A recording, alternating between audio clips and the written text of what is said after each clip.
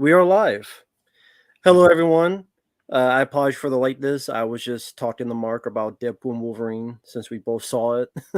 So we're just Yeah. discussing off screen because I hadn't talked to him since I've seen it.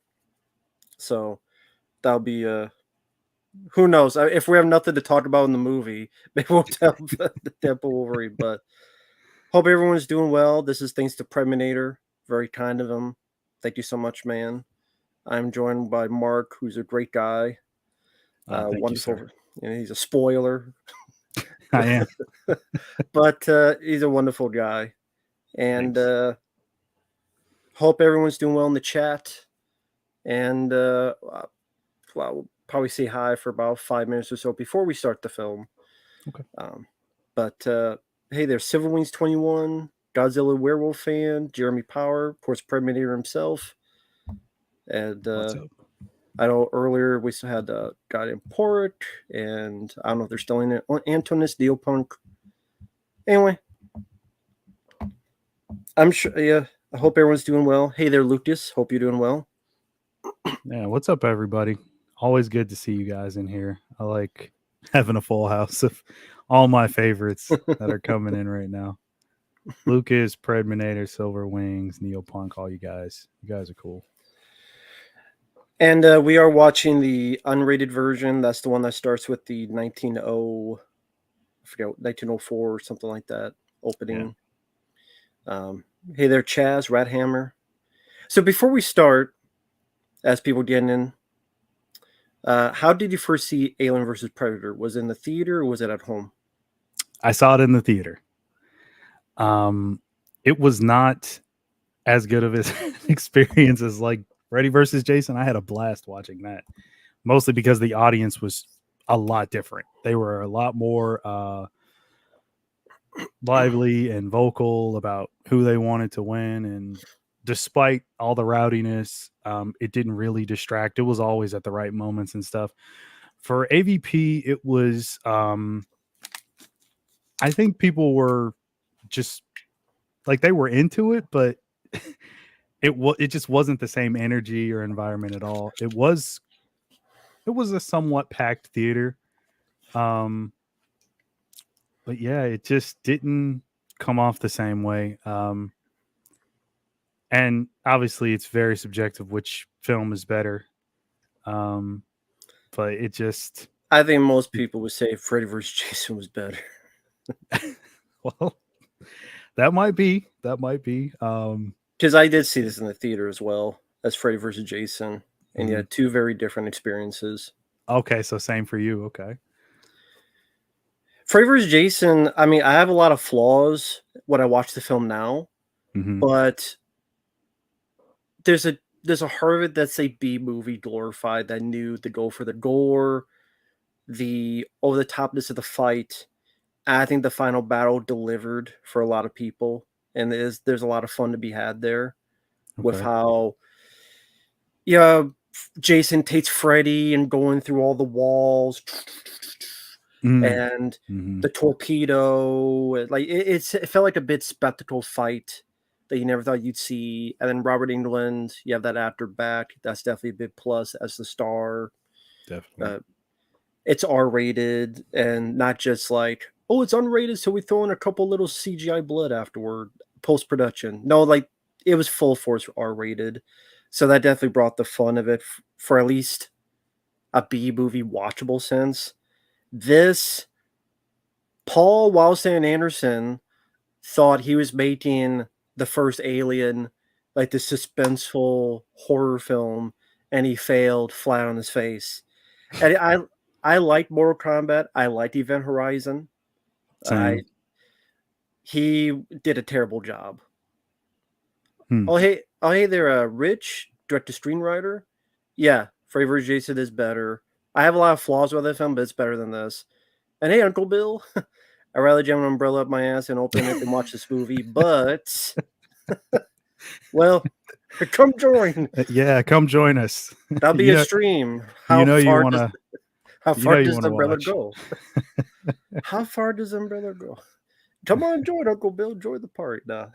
He has better shit to do, like, I don't know, cut his toenails which would be more exciting than watching this movie, is cutting your toenails or shaving your balls.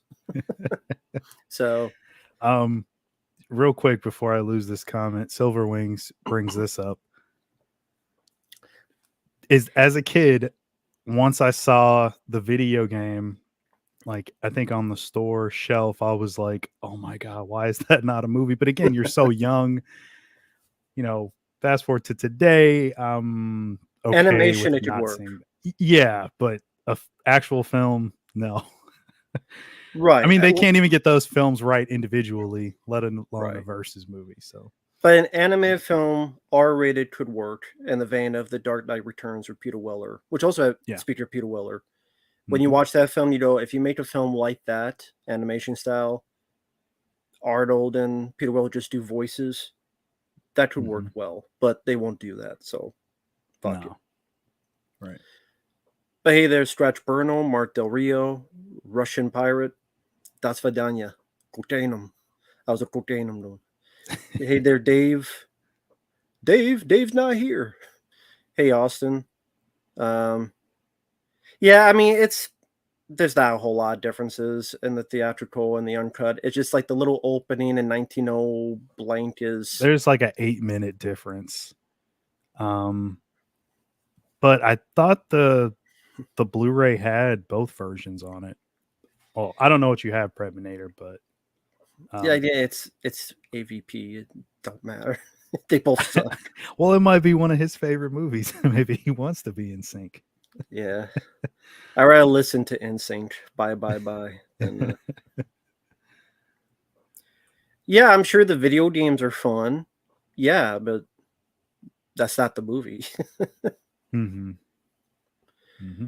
Good Lord, this movie sucks. I agree, Austin. I thought it sucked in the theater back in 2004 when I saw in the theater because I'm like, I wanted just a fun, dumb B movie. Mm-hmm. Was expecting Alien or Aliens. I was not expecting Predator, Predator 2. I'm like, I want to see these guys fight and some fun fight scenes and all that stuff. It wasn't the case. It was very, we'll get to it, but it's like, it was very boring. They took the slow paced approach and they did it badly. The Mm-hmm. characters suck. They're terrible. Is it because he made you wait for the creatures to show up pace wise? Is that what you have an issue with, or is that the humans aren't interesting, or all of the above, or what? Well, that's the thing. Because they take so long, you gotta make the humans interesting. Mm-hmm. Well, yeah, I wanted to like the Neopunk because I like the concept. I like the concept because it's a fun concept. I remember for years when this concept was like, oh, that'd be really cool because I love at the time there was only Predator and Predator 2. There's only been 2 Predator films. So at that point to me there was not a bad Predator film. Mm-hmm. And then Aliens, I didn't like 3, I didn't like 4, but I'm like, oh, maybe this could be just an entertaining time and not depress me like Alien 3 did. And Mm-hmm. this, I see the Predator and the girl running slow-mo like it's Baywatch. I see PG-13. I see, yeah, it's a slow build, so it's boring, but then technically Alien and Aliens are slow builds, but they're not boring because you have good characters. Mm-hmm. Look how long it takes for a xenomorph to appear in Aliens. I'm not talking about the That's chest burster, that's but what he said he was going for. He wanted to replicate that same sort of he failed. anticipation. He's not But good enough you a think he director for failed? that. Oh wow. Okay. Okay. I He mean, worked in Event Horizon, and he uh-huh. worked in I Don't Mind Soldier. That grew on me. But this, I would say for people, what do you get out of the first half before those 2 creatures show up that is positive? Um, I don't even remember. I haven't. I'd be lying if I said like I actually watched this movie at all. I have not seen it in a very, very long time. Okay, that'll be I interesting. think you get some Lance Henriksen, and I don't remember any character names. That's pretty much all I remember. So we'll Well, we'll that see. says a lot. That says a lot. Uh, Before we start, let me just go through the chat real quick. Let me go back a bit. Well, Russian Pirate. I guess the thumbnail says fan commentary. That's Mark's fault. But I think he put question mark on it. I Yeah, I think. put a question mark in parentheses. Thought it'd be funny. Yeah, so that's Mark's doing. There's two versions of AVP, the theatrical and the extended.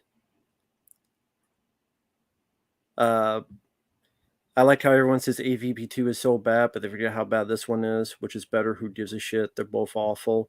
I'd rather watch the second one, to be honest. I was thinking that too. At least the second one does have a lot more going on, even if I don't care about it. It's just not as much of a bore. Like you said, the Yeah. first 35 to 45 minutes, that much I do remember that, like, by the time you get to like, because like, isn't the queen frozen or something like that? Yes. Yeah.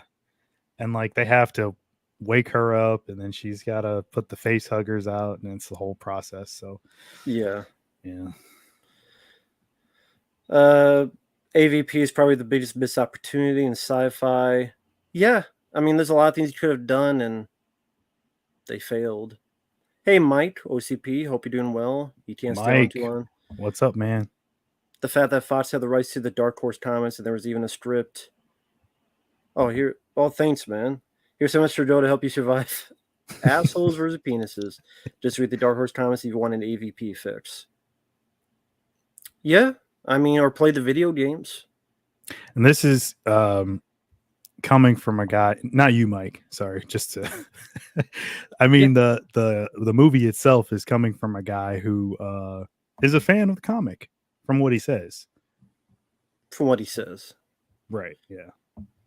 Even though I cannot find the interview, but I remember in one interview in the making of, he mentioned how he critiqued the look of the Predator in 1 and 2, and that's why the Predators here are more bulky and different design. They look really bad. Their feet look like fucking. Like, it looks stupid. I don't know if it was he said like they look more like a man in a suit. I can't remember the phrasing. It was something ridiculous that I'm like. I guess this film turned 20 yesterday, and no fucks were given by the internet. Can't blame him.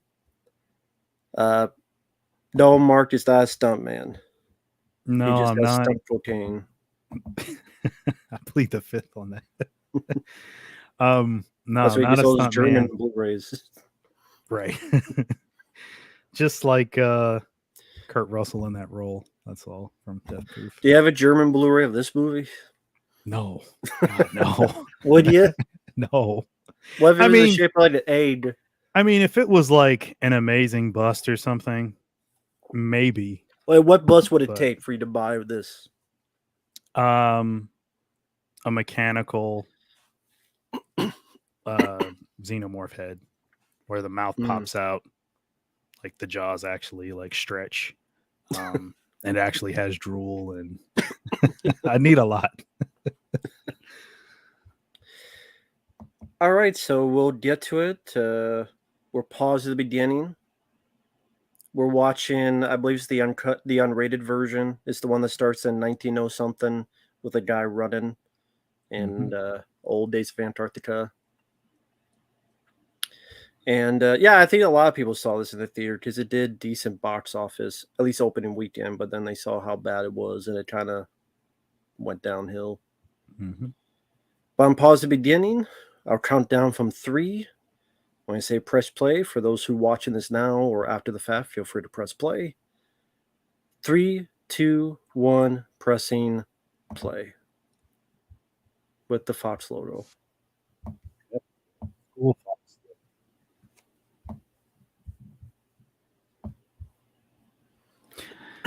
And this one always brings back more good memories than bad of watching, Die Hard or, the X-Files movie or any of that stuff from that era. Yeah. It said October 10th, 1904 for those watching along, and now we're on the snow. The cocaine fields, right, Mark? That's how they look. Sure. I guess so. Yeah, Fox now owned by Disney, which they had that joke in Deadpool Wolverine with the Fox logo and buried when they had to fight.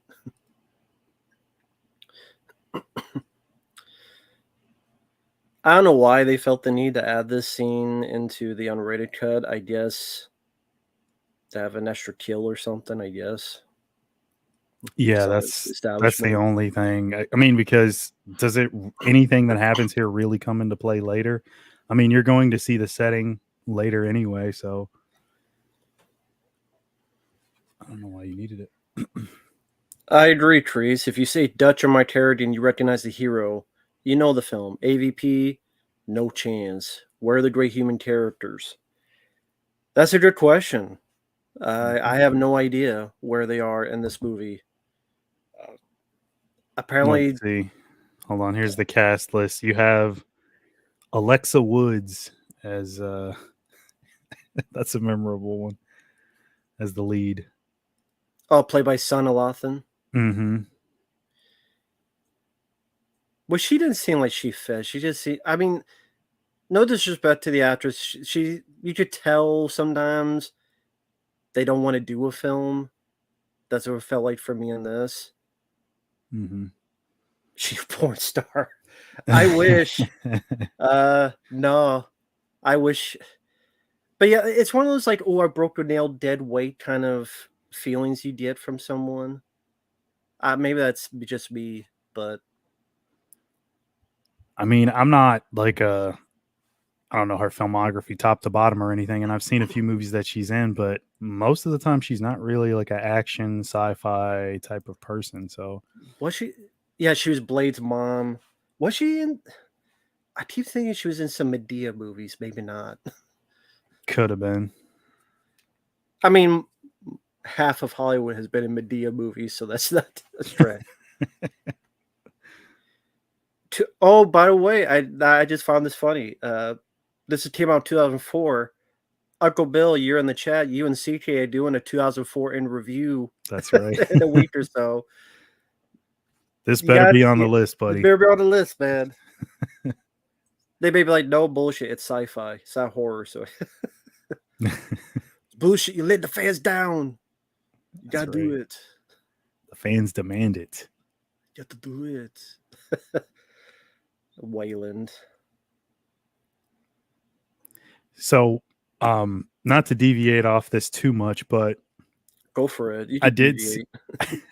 Well, it pertains to Alien. I did see a review of Romulus, and now again, this is only according to the reviewer. They said that it is the best Alien movie since Aliens, because they Oh, pointed that out says a all lot. how bad the other ones were. I was thinking that too. I'm like, that's not necessarily a high bar to reach, but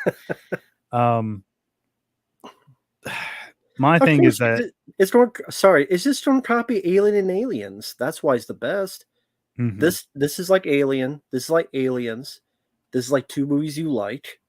mhm. Repeat the stuff that people liked in the first two with a gloss of paint. Mhm. Sorry, go ahead.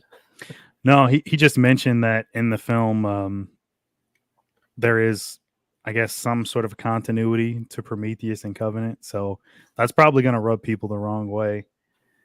As soon as he said that, I'm like, ooh, that's rough. But then he pointed out that Ridley Scott is the producer, so he still wants his stuff to be canon. Like he's gonna call those shots where he can, I guess.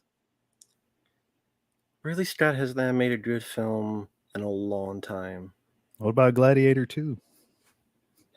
The trailer with the rap song in it from Kanye, for some reason. I don't know why. This is so out of place. But hey there, Martin. We're watching the uncut version. It's about 5 minutes and 10 seconds or so in. If it's it's 2024, if it's mediocre receives decent to good. Apparently. Uh, well, yeah, I mean, yeah. In a way, Disney is doing Alien Romulus in a way. So yeah, Disney is dog shit. You would think an AVP with the guy directing Event Horizon would be pretty awesome, but it's not. Mm-hmm. That's the thing. Like the last film he did. Yeah, hey, Dead Pit ACK. Yeah. Thanks to PREDMINATOR in the chat here. Very kind of him. Yeah. And but you don't have to be talking about this, CK. This is 2004. You can't turn back on the fans. This is 2004. Right. You're doing 2004 in review. Don't This came skip out out, man. 2004. Don't do it. You cheat the fans. Oh, here's the guy finding the Coke bottle because that's a great plot point. He finds a Coke bottle cap at the pyramids or whatever. That's why when I'm watching, it's going, really? That's one of the first 5-minute plot points is the guy find a Coke bottle cap Have you read the Peter Briggs or Pepsi? Maybe it's script? Pepsi. No. Okay. I've seen quite a few people put that one over as like the best version of the movie. Apparently it mostly just cherry picks from like the best stuff that's in AVP comics anyway. And like it was more like a McTiernan style, Cameron style script where it was a lot more action and probably would have been way over budget. No problem, man. Oh, you're welcome, PREDMINATOR. Anytime, You're welcome. man. Thank you for your kindness. You were kind enough to request this, and I get the hammer mark, which is the only joy. Yeah, feelings mutual.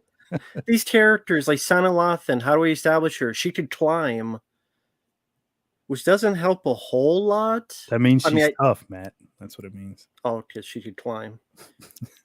Should have had Stallone from Cliffhanger in this then. Cliffhanger 2. Imagine Stallone being in this. That would have definitely brought it up a notch. But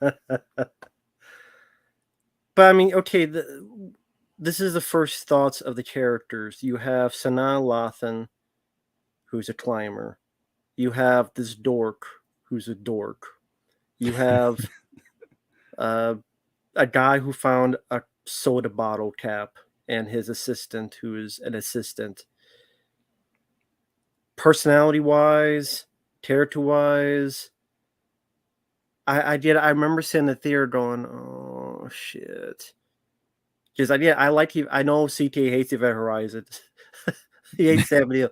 Yeah. I like Event Horizon a lot. Like that one, maybe just the people like Lawrence Fishburne and these actors. That if you can't do with the characters, then at least the actors you get, there's something there that's hard to pinpoint. Because you see Bill Paxton, you see Michael Biehn, you see Yaphet Kotto, and this is like, who the fuck is that guy's name? The guy's like he looks like the guy ready to be picked on by Harry Potter. Yeah, I know exactly what you mean. Piper Maru, that's an X-Files episode. What the hell? It is. They steal him from X-Files now. But anyway, sorry, go ahead. No, you're good. Yeah, that's the problem. Everybody's super interchangeable. Go ahead. So why do you think that's the case? They're interchangeable. Like, how could they not write? Were they not capable of writing good characters? Like, why? Well, why is it that hard? I have to think that part of the blame has to go to the studio, right? I mean, they rejected the Peter Briggs script. There was another one that came before, and then I'm sure there were others after that probably didn't pass. But for some reason, they chose Paul Anderson's script. I mean, I guess they wanted the total package. They want the writer, director. He's got his own vision for it. And maybe even back then to them, he was one of the best choices. Which was weird because while I like Event Horizon, that film bombed. They usually don't want guys whose previous film bombed. And again, Uncle Bill, Aaron, he's like, that's one movie me and CT disagree on, Event Horizon, because I know he's an Event Horizon fan. Yeah. Which, by the way, for people in the chat, I think me, you, and he will be doing on Friday, 9 p.m. Central, I guess the 101 most unheralded horror films from Fangoria. That's right, yeah. Which I looked up that list, and Event Horizon is on there. So it is. I saw the list Cool. too. It looks like a bunch of really cool stuff, but I don't see how it's not that well known. I mean, maybe just because we're Well, both. when did that come out, that book? I don't That's the know. thing too. Maybe at the That's a good time. point. Yeah, at the time it was probably a lot of more, well, not lesser known stuff. Oh yeah, that's right. He did Resident Evil. I forgot that was before this, and that was a hit. I forgot about hmm that movie. But That was 2000. Soldier was like before that, and that wasn't a hit. Soldier bombed, right? Yeah, it was 98 or so. But then hmm the one he did after Resident Evil was a hit, hmm and you're as popular as your last hit. So when that film's a hit, okay. So yeah, you're right. I forgot about Resident Evil. Yeah, that's why I was saying. Like, I mean, he's done some action. He's got the science fiction. So to them, they're like, he's already got a solid script, at least in their eyes, and he's a capable filmmaker. And maybe who knows? Maybe his rate wasn't that high back then. So they're like, "Fuck it, let's go with him. We want to get this film off the ground." And especially because Freddy versus Jason had did so well. So I got to think that that played a part. I know that they've been trying to do an AVP movie for like at least a decade, but Mm-hmm. I mean, hell, like with Freddy versus Jason coming out, you got to think that that played a part. It had to. There's no one that's going to 100%. tell me different. Freddy vs. Jason was 2003, and that hmm was $80 million. That was unheard of hmm for those franchises. And what had happened before those franchises? Jason Goes to Hell, Jason X, Freddy's Dead. West Chase New Neighbor didn't do that well. So yeah, and 80 million, hmm they're like, yep, where's a versus movie? There's a versus movie. Wait, who we did them for cheap? Paul Wild Stan Anderson? You don't do the movie. And hmm then, I think this movie made money. I think. Yeah, it did. Now, Predminator, you bring up a point about Cameron liked AVP at one point. He did. That's very bizarre considering he said he hated the idea because he was in the running to do it, as well as I think Chuck Russell. There Don't were get me quite a started on few James Cameron. names that they were throwing around at the time that they wanted to do the movie. And Ooh. Don't get me him and Sigourney Weaver were like the biggest anti AVP people out there. They thought it was stupid. don't get me started on James Cameron. I'll go on a 5-minute rant on that motherfucker. Yeah, I've seen his recent statements about 4K and stuff. That motherfucker, man, he pisses me off because his Linda Hamilton took his balls in a divorce. I swear it. I mean that literally. Like she literally neutered him and took the balls and put around her neck like Dolph Lundgren's ears in Universal Soldier. That's what she did. If you look at her, if she pulls it down, those pair of balls that Jimmy Cameron used to have is around her neck. Because Titanic, I'm not much a fan of it. Avatar, I fucking do not like. Never did. Him saying, if I did Terminator today, I would not have guns.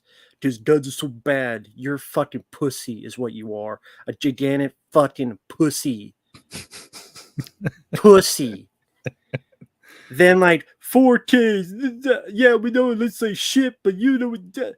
Shut the fuck up. Please stitch some more hair extensions up your ass like in Pandora. For fuck's sake. How the fuck they have sex? Isn't it like the hair get together in Pandora? Put his dick in an electrical box, please. Like the fucking hair. God. He's a guy who was such a fucking asshole to people back in the day, and now he's the fucking moral guns bad. Shut the fuck up. You fucking hypocritical douchebag. Sorry. Fuck that Yeah, it seems motherfucker. like as a person, he's just done a complete 180 to who he used to be. And he always did. And I'm sorry, real quick. He did say he liked AVP when like Ain't It Cool News used to be a website that people knew. mhm, Now no, it's up. No one ever talks about that website anymore. no, But just like he liked Terminator Genesis until people said it sucked and then he hated it. Just like he liked Terminator Dark Fate until people said and then he hated it. mhm. Um, I heard when he was married to Linda Blair. He like get paid by with the strap on. Oh, You know what? Repossessed. And that's why he's so mad. She repossessed the strap on. I'm sure he would hate the Terminator 2 shotgun because guns are bad. He Yeah. should marry Kathleen Kennedy. Oh man. Sorry, go ahead. I interrupted you. Please marry Kathleen Kennedy, please. No, Bogey, sorry. I don't even remember what I was talking about. So busy going down the Cameron trope with all his crazy nonsense that he talks about these days. Linda Hamilton, I deleted that shit, boss. I wonder if the balls are like now put into like a case deep freeze in her freezer. So anytime she just open up and go, yep, that's what I did to him. Look who he is now. Probably. Yeah. I mean, wait, so was Catherine Bigelow? I know he married her too. Wasn't that Yeah. after Linda Hamilton or was that before? I don't remember. I don't know. I thought it was before. I don't know now. I think I about it. can't I don't know. remember. Testosterone was poison. Yeah, that's James what he Cameron said. said that. No wonder his movies suck nowadays. In my opinion. I know. Yeah. Like that one guy that left that comment under the stream I did with Dead Pit. He's like, oh, here he is ragging on Alien Romulus before it comes out. Yeah, there hasn't been a good movie in 40 fucking years, asshole. God forbid I'm a little bit, leery of it. Mm-hmm. Same fucking movie, but anyway. You know what this Yeah. scene reminded me of in a bad way later on? Hmm. Remember Prometheus when you had the meeting and they all talk? Mm-hmm. And that one girl says, I choose to believe it. I do I mean, what remember the that. fuck reasoning is that for a scientist? Well, why do you think this could be a possibility? Because I choose to believe it. That's like for people who think the earth is flat. Why do you think it's flat? Because I choose to believe it. Well, I believe you're fucking retarded. Dumb fuck. But Now, let's because I know we could shit on Cameron all day, but for the purpose of the commentary, you could read the super chat. Go ahead. Rambo and Ripley will make a great team up. I mean, not a couple. I wouldn't see them romantically involved, but Rambo fighting aliens? Yeah, it'd be a dumb B movie idea, but I'd rather watch that than this. Right. But sorry, what were you going to say? Yeah. Going back to like when you first saw it, did you know Lance Henriksen was going to be in it? Were you following the production at all? I saw the trailer. Yeah, he was in the trailer. Okay. And he's playing Wayland, which is Wayland Yutani, and I guess they based the Bishop robot on him. That's the logic of it. Mm-hmm. I like Lance Henriksen, but he was also in Alien 3, and they didn't save that film. So he was in it twice as the robot, and a different Wayland, or maybe he wasn't called Wayland, or I don't know at the end who he was supposed to be. I always thought he was supposed to be Wayland at the end. Yeah. Okay. So I guess, he is that in canon with this movie? I guess so. I don't know. They just showed him earlier, That played but I place was in the not paying future. attention. How many years did that take place after this, though? And then Lance dies in this. That's true. Yeah, Lance dies in this, and that takes place like 100 years in the future. So it can't be. It can't be, right? That's true. It was a clone. They cloned him like Ripley. That's what it was. He was Waylon Mercy. I wish he was Nails. Steer the show. I'm like Vince McMahon. Wear the orange jumpsuit. Uncle Bill's asking, what's the best versus idea that was never made?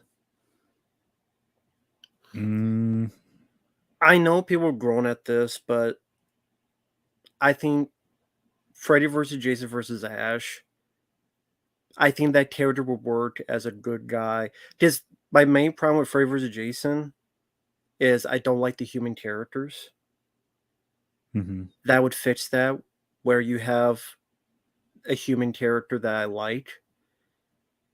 Rework the Jason stuff so he's not afraid of water. I get that's supposed to be drowning, but they made it look ridiculous. Have a better script, and I think that could be a fun one. RoboCop vs. Terminator animated movie. That No could idea. work. Did I like Kelly Rowland? No, She's. definitely not. I think she's beautiful. I would, in my dreams, maybe, but I think she's a beautiful lady. You know what? I honestly liked her more than the lead girl, who's like the Monica Keena. yeah the non-talented Brittany Murphy. I That's always what. thought that was the chick from Halloween Resurrection. Remember that blonde chick? Yeah, I don't think she's that talented, Monica Tina. I don't. I've seen her in a couple movies. It's not for me. Mm-hmm. I mean yeah, I like Kelly Rowland more, honestly. Although that weird rant she does, it's funny. And what did PC today? She says he's a what with the suit. Yeah, we're not gonna we're not gonna say that, It but yeah, rhymes with maggot. I'll put it yeah. that way. And no, I ain't saying it. No.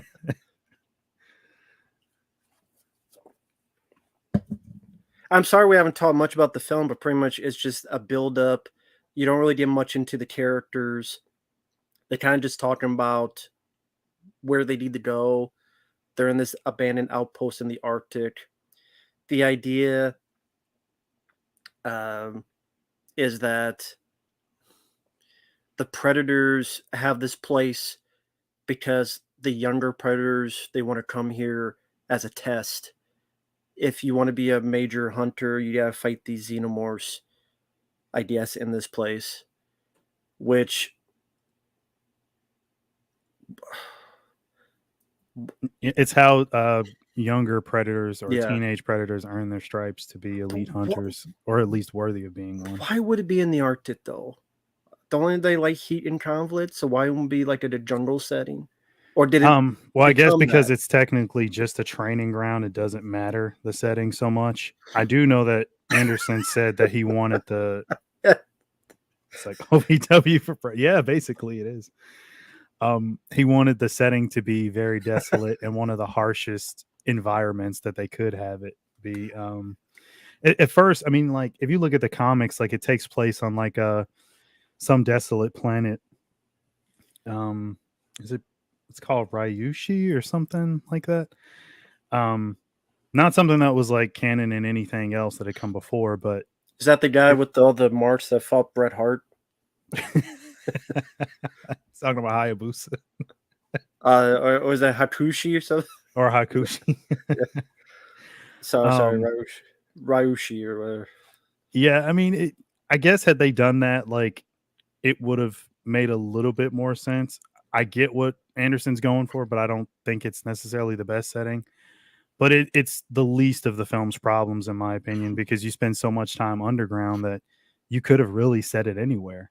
Didn't really matter that it was the Arctic. Yeah.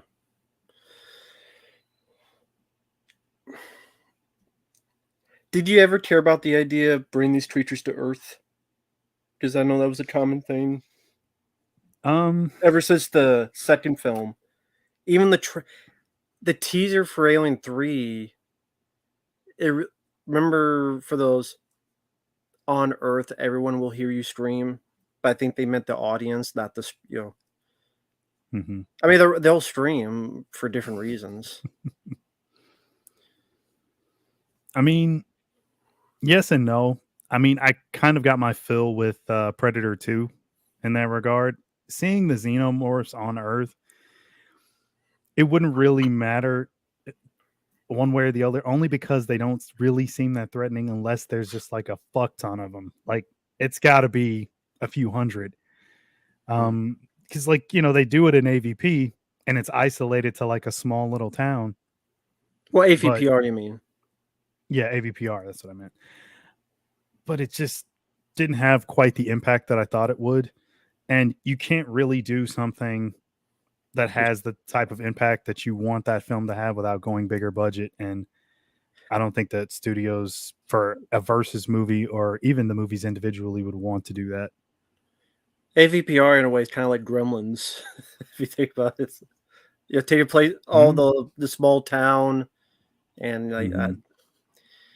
That film, CT mentioned this. I wish someone would release a version of that movie with lights so you actually see what's going Just turn up on. the brightness on your TV. That'll fix it. I don't understand. Even if you know what, if it's that bad, just go with it. Don't have it where I need night vision to see your movie. Mhm. Because okay, I gotta be honest with this. You know how I am. I'm gonna be honest, whether it hurts or not. AVPR I almost enjoy as a guilty pleasure.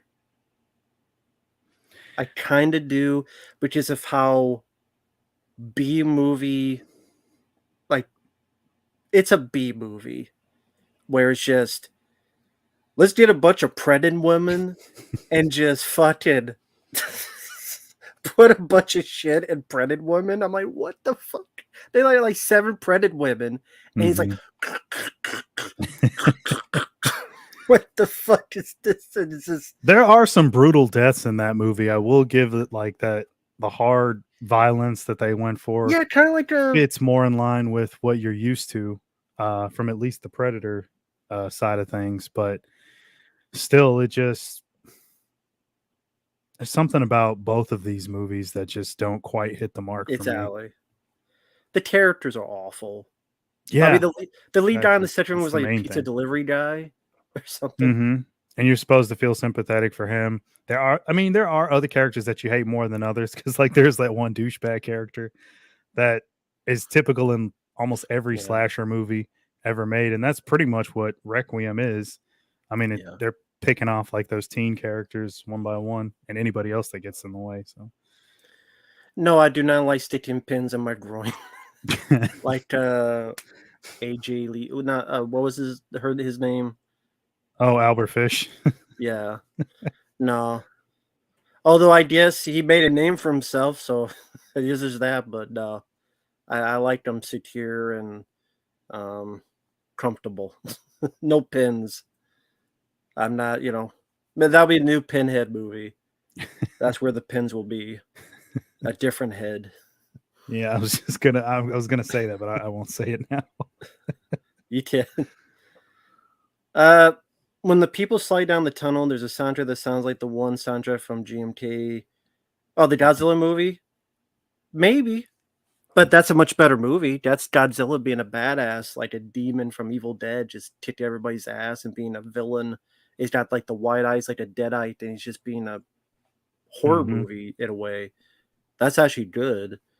Uh, this, you know what? Okay, if I do not like this film, if I'm being honest, just be that fair.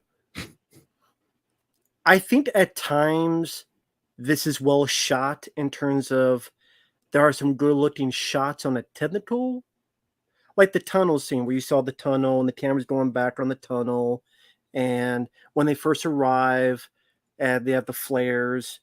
Hmm. Granted, I could see John Carpenter's The Thing and see that in a much better movie, but I mean, there's some good technical aspects and there's some decent practical effects on the xenomorph, Yeah, but that's besides, probably some of the highlight stuff. I think it's Tom Woodruff Jr. is the guy. That's him, right?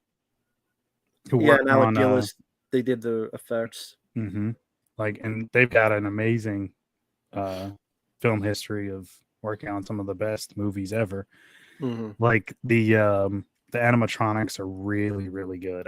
I'll say that, like, not going with a guy in a suit, using those puppets, um that was a good idea. That way you can get a lot more intricate with your design or whatever the hell it is you want to do. Now, he Anderson said it was easier for those to like and quicker to shoot that stuff. But I'm like, how does that work when you have 6 people puppeting one xenomorph? So it's kind of a broad stroke of luck that he got the fight scenes to go off the way that he did with the Predator in certain sequences, but still that doesn't make up for the rest of the film. I don't think anything would. No, We're what, 28 minutes in, and about 30. yeah, about 30, and little to nothing has really happened. Um, at least nothing of interest. Like, even if you don't introduce the title characters, let's get something. Like, give us something that's really gonna intrigue us as to Hell, why they're actually going in here. Like, the I could care less about him gaining technology. Who gives a fuck? That's in yeah, every movie. That's what they always want. yeah, the first Predator did a slow burn, Mm-hmm. and that is the cast, the That's the music, the the music and the cast definitely. even the dialogue. Well, but what Yes, happened to Hopper? You know, it's bullshit to live it. The he cabinet, was the ministers, he was skinned alive.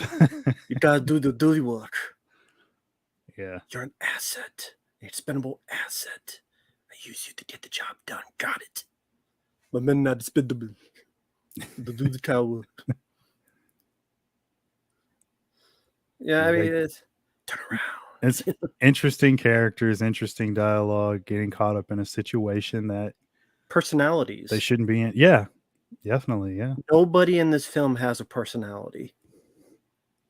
As much as I like Lance Henriksen, he couldn't save this movie either. Like, he's kind of just there. I'm not going to say that he's not trying to put on a performance, because I think he's doing the best with what he's given. But if you're given crap, you can't really turn that into, you can't turn chicken shit into chicken salad. Just usually doesn't work. There are exceptions, but this ain't one of them.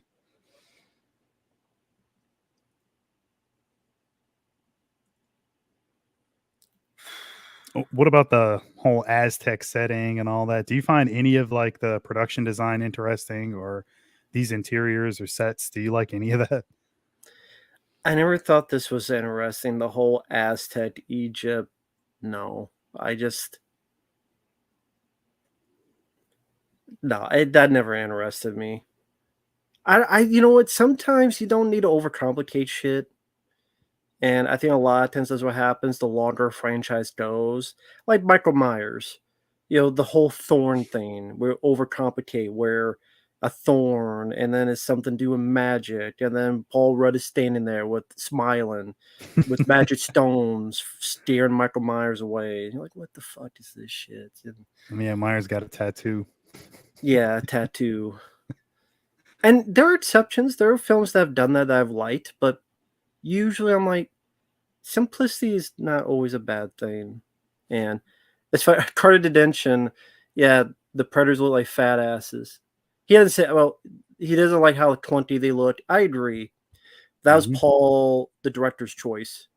Because I can't find the interview, but I know he said something about the first and second movie Predator. They look too much man in a suit, too much, like he was critiquing it.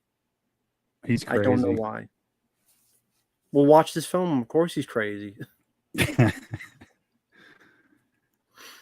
Like their feet, for example. I remember seeing that in the theater, and I'm like, what the fuck? Like, why do their feet look like that? They're just like as big as their head. It's just, That's the second time you mentioned the feet. To this day, I never even looked at their feet.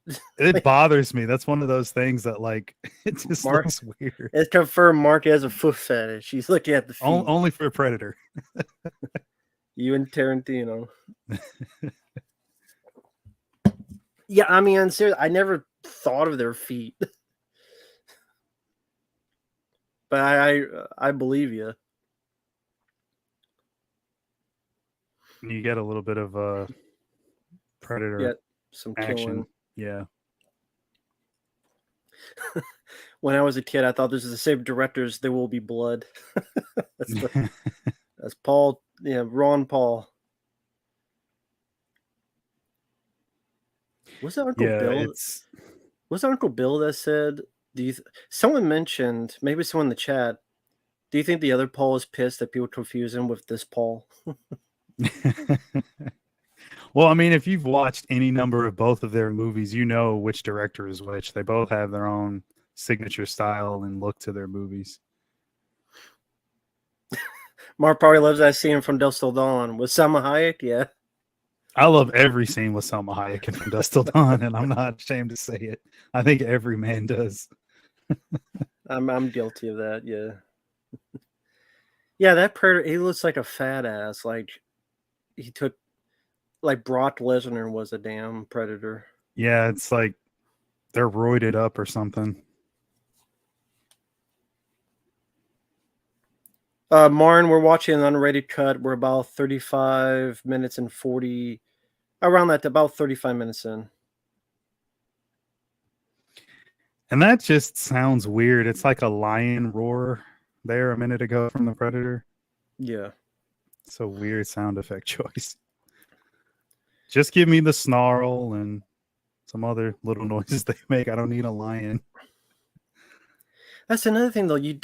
It's a bad decision to make him so bulky because it lessens the movement, the mobility of your stuntman or whoever's playing these characters. So that just affects you badly at the end. Mm-hmm.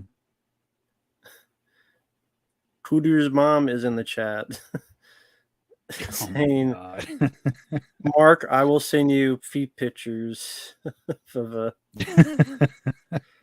if you let my 47-year-old son stay with you for the summer. no, I'm gonna. Oh, that's a hard pass. Cooter wants to stay with you. No, I'm sure he's doing just fine where he is. He's jealous of your cool as ice. Fucking. He might be. I'm sure he's got more than enough money to get his own. Yeah, Card Adventure. We mentioned that before, but I'll speak for myself. I like Freddy vs. Jason more than this. How about you? Yeah, it's definitely more entertaining. Well, they downgraded everything in this Card Adventure, not just the ship. Like, everything was downgraded. The rating was downgraded, even in the unrated version. Everything was downgraded in this. Yeah, it was supposed to be like to go for the PG-13 version, implied violence to the humans, but full-on violence when it came to the Predator versus the Xenomorph. Not that it would save it, but why would they even go with PG-13 when they saw how successful Freddy vs. Jason was R-rated? They were probably looking more at the two IPs versus more so than the rating. And you typically with the PG-13 rating, they always want a more broad audience. They want to reach as many people as possible. That's just the idea, which has been long since disproven, like that's not really a thing. PG-13 does not equal more money or a wider audience. Just look at Deadpool and Wolverine. That's hard R, I would consider. There's a lot of blood, and plenty of profanity and sort of innuendos toward sex organs and whatnot. So that's what the second highest rated, the second highest grossing R-rated movie of all time. So I think it'll probably be Joker. Joker's number one, Deadpool and Wolverine's number two. So it'll. I thought it already beat Joker. It's like right there. It's really close. It probably will. Yeah, Joker was already made $1 billion. Yeah, Oppenheimer, which I haven't seen yet, but that made over $1 billion. Those are in the I did. Those I'm pretty sure those are in the top 5. It's Deadpool 1, 2, and 3, Oppenheimer, and Joker. Yeah, in the top 5 highest grossing R-rated movies. Yeah, Cara, you mentioned a lot of films were PG-13, but again, Freddy vs. Jason was rated R, and that made a lot of money. So you would think someone would go, well, if Freddy vs. Jason made a lot of money and was R-rated, maybe this could as well, but they're stupid. It would not have saved the film. There's a lot of other issues, but I'm just saying that's one thing that sticks out is. Yeah, it's just another strike against the movie, basically.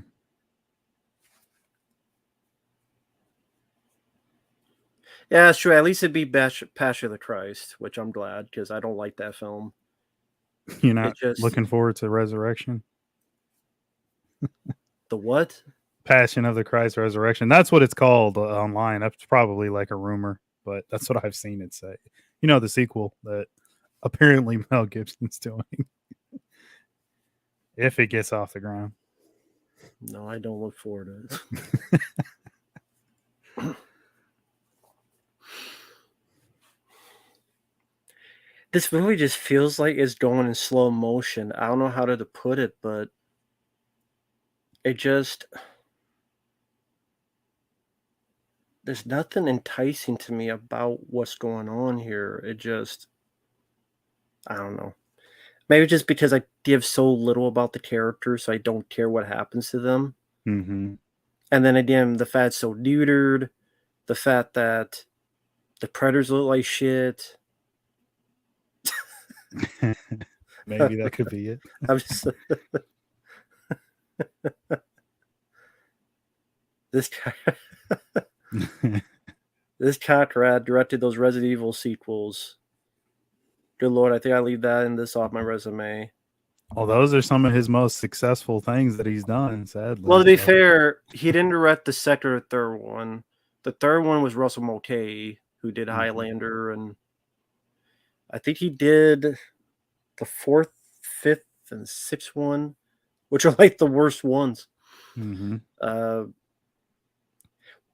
What was that one he did? The Three Musketeers? Does anyone remember that?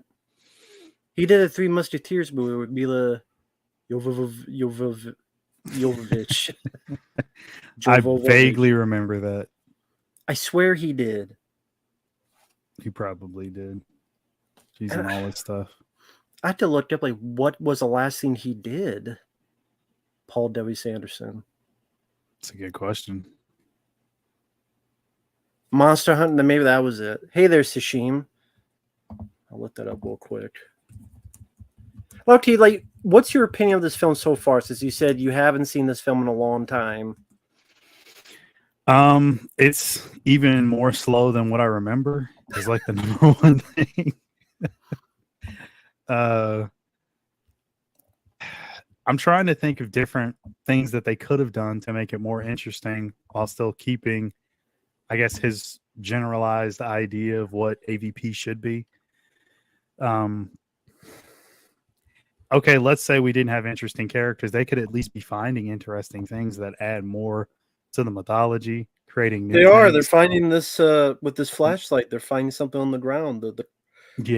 That's the thing. The lore that he's created for AVP is not interesting. That's my thing. Like, you have uninteresting characters finding uninteresting things. And it's all just really leading up to the inevitable anyway. So just fucking get to it. So his filmography, I'm just going to say it all. Mm-hmm. He did a small film called Shopping. Then he did Mortal Kombat, Event Horizon, Soldier, Resident Evil, Alien vs. Predator. Then 4 years later, he did Death Race, which I enjoy. Resident Evil Afterlife. That was the fourth one. Mm-hmm. The Three Musketeers, Resident Evil Retribution, the fifth one. Pompeii, which I forgot about this movie. That's the one. It was trying to be like I still don't remember that one. Never mind. I never saw it.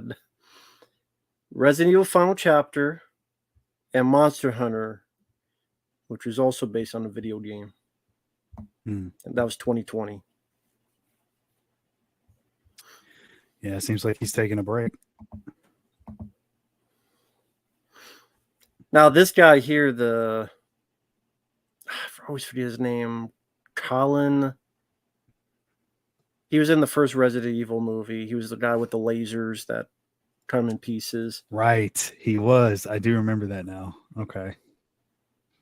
I know he's been in other stuff. I actually like him as an actor. Mm-hmm. He's not given much to do here. Is it Colin Salmon or something like that? Something like that. Something with an S, I think. Yeah, I do remember him in Resident Evil. Let me find a cast. He was also in Die Another Day. Oh, that's right. Yeah, Colin Salmon. Yeah, that's it. Yeah, I actually liked him as an actor. He was in.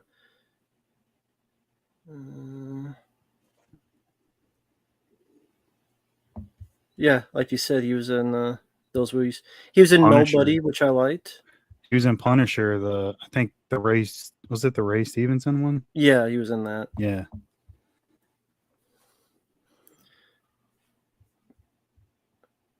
I would rather him be the lead, just because I think he's a better actor. Mm-hmm. I know this don't sound sexist. Why can't we just have no, seriously, why don't we just have a lead guy in an alien movie as a change of pace? I know this is also a Predator movie, but just that'd be a nice change of pace. Mm-hmm. Something at least a bit more unique. Yeah. You know, instead, but hey, you have Prey where the lady's like 80 pounds and bounces off the walls doing parkour shit to a predator. Yeah. Somebody asked me in the chat what I think of Mortal Kombat. I like Mortal Kombat, the 95 movie. There's definitely problems with it, things that don't hold up CGI wise, but overall it's entertaining, it's fun. I think it's a lot closer to mythology wise for video games than I don't even remember the guy that directed the newer one. The one from 2021, I think it was. Which Like one? The reboot, the Mortal Kombat movie. No one remembers. It was a new guy. It was like his first job. He's doing Mm-hmm. the sequel, which will probably suck as well. Yeah, I don't give a fuck about characters that don't exist in the game. Cole, I think was his name. Just fucking terrible character. It's always a C. Corey in Halloween, Cole in Mortal Kombat. It's always someone with a C. It's like They're doing it on purpose to piss you off. who gives a fuck about Cole and who gives a fuck about Corey? It's always like with a C. You know what else is a C? A U, a next, and a Tuesday. That's a C. That's what Cole and Corey are. Yeah, that guy was he was at the con I was at a couple weeks ago. There were not very many people there. I mean, he seemed like such a nice guy though, but Who was? what's his name? Rowan Campbell. I did The not guy, see very many the guy people who there. played Corey. Yeah. I mean, well, can you blame them for not seeing him? And he is he's not a tall guy at all. So like it makes it even more ridiculous when you look at those scenes where like in Halloween Ends where he's appearing to be like just as big as Michael. James Dew Courtney was there and that dude is much bigger than him. Yeah. But anyway, I don't want to talk about Halloween Ends. The facehuggers have impregnated her, so to speak. Yeah, never stick your hands on closing blocks. Never stick your hand. Learn from Flash Gordon. Yeah. If you put your hand in, someone could sting you and kill you. You never do it, man. Mm-hmm. And I mean, I know this sounds stupid. For some reason, I always liked this girl here who's about ready to die. Just something about her demeanor I liked. So of course she's given nothing to do and ready to die. So, but I don't know, just something about her maybe like her more than the others. I don't know why. Even though she's given nothing. Maybe her look. I don't know. Maybe. Yeah, the one that got the chest burster. No. I don't know. Yeah, I mean the time is weird, but just chest bursters usually take a while. But I'm sure they would like, well, the predators is part of this hunting thing, so somehow they genetically made it so the life cycle goes by much quicker. I don't fucking care. Didn't matter. I mean, I know it matters, but just the rest of the movie is shit too. So, and yes, go ahead. Yeah, I would say if that was the biggest flaw, that'd be great. But go for it. The answer is yes, Predminator. The look of the Xenos in the movie, I don't necessarily have a problem with. Those puppets I think are probably as good as anything that they may even do today. The only issue I have is the lip of Predator. They look off and they're way too fucking bulky.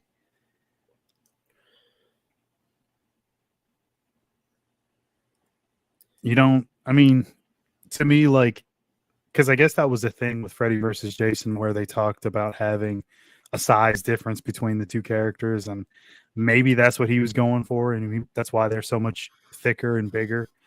Um, that could Yes. play into the design of it, I guess. That like they wanted a distinction that the Xenos are smaller, they're skinnier, they're thin, but obviously they can cause a lot of damage, and the Predators are just huge. They're hulking brutes with guns or space guns, I guess. Here's a Tetris the movie. Yeah. I remember there's a rumor they said they were doing a Tetris movie. I mean, what? It's going to be like this? Yeah, But they should have him direct. I think it became like who created the game Tetris. So like, okay, is that what I thought it was? But Okay.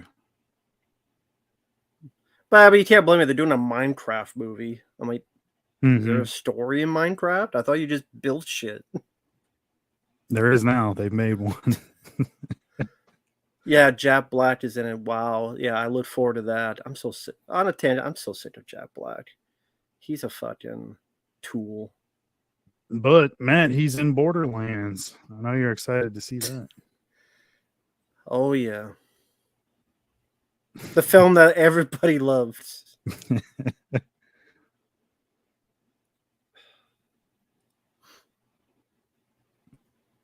Now we've got to the point where they've isolated groups of certain characters. Mm-hmm. Up until this point, is there anybody that you would root for to at least make it out alive? No. No. You? Not really. I don't really care. They're all very disposable. That's happened a lot in these later Alien and Predator films. Is I don't care about really anybody in them. Mm-hmm. Honestly.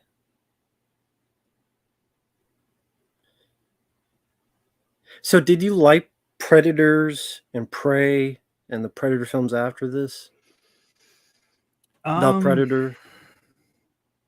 Predators is probably the best of the three. That might be controversial to some, but I don't get the utter undying love for Prey. I don't see it. You're racist. But, you don't like Native Americans. You got me. My channel's gonna get canceled now. I thought it's okay. I allow it. Remember, by the way, this is a tangent. I did show you. You saw that comment someone made. I saved it. I said it on Instagram. I saw. So now you know I wasn't making it up. That's ridiculous. I'm to quote the guy. How the hell did he say it? I look like a black guy, but I have white skin. Yeah, that's what it was. And I saved it and I sent it to the Instagram chat to show the guys at Dead Pit and Mark to show I'm not making it up. Hey, if you guys were there that stream, you know I didn't make that up. I didn't. I'm Steve Martin from The Jerk. I'm proud of that. Yeah. I was born a poor black guy.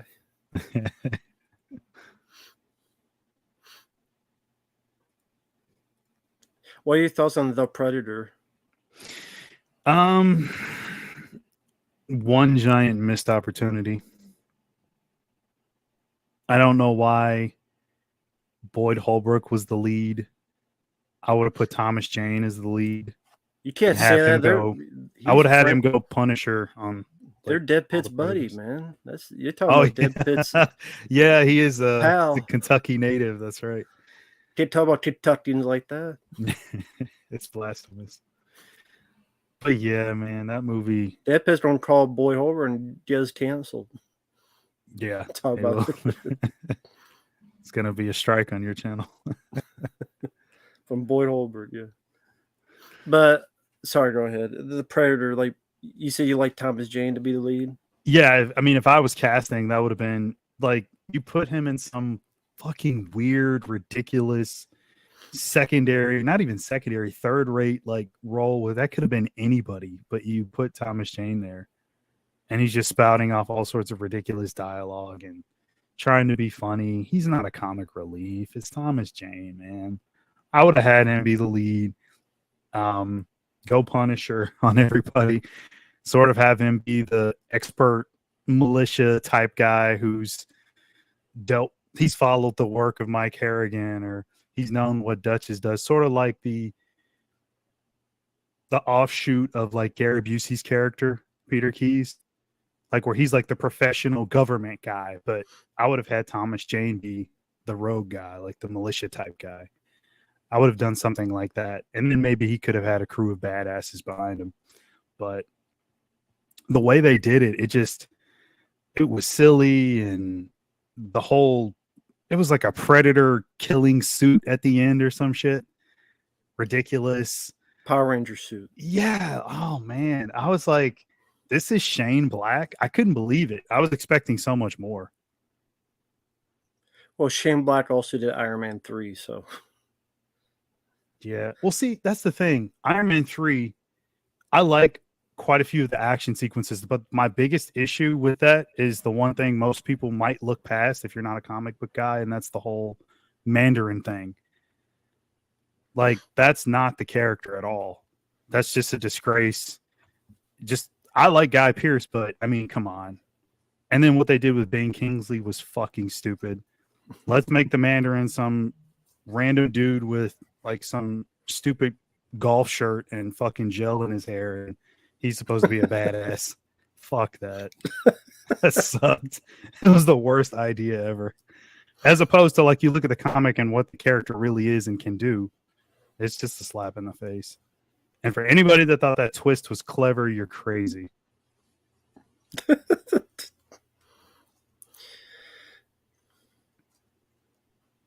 And yeah, I did remember the Predator. The initial idea is that it wasn't going to be that Power Ranger suit. It was going to be like Ripley or Newt, which is the dumbest fucking idea. Mm-hmm.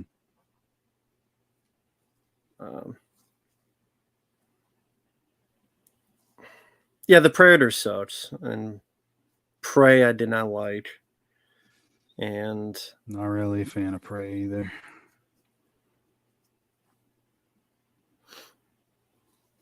And yeah, I know we haven't talked much about the movie, but people you don't care about died off screen, kind of. Like they were grabbed off screen and you didn't really see anything. Mm-hmm.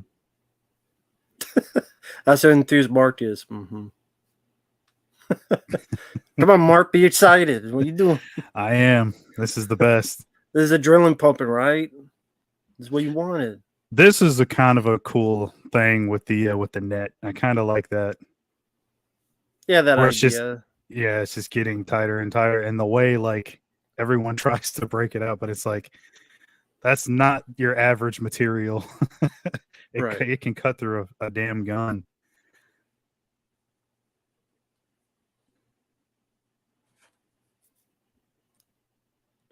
Yeah, that was the thing in the Predator. Autism is the superpower. Mm-hmm. That was the thing.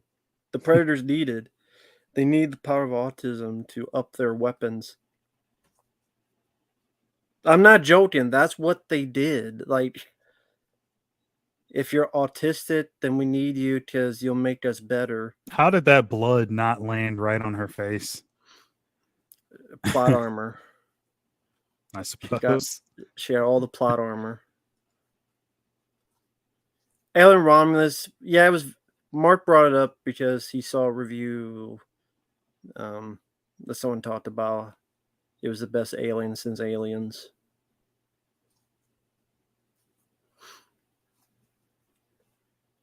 Can you imagine how much, if you're a Predator fan, like you have one xenomorph kill two Predators? Yeah. The same one. It's like, damn, you know who they favor. Exactly. Fox.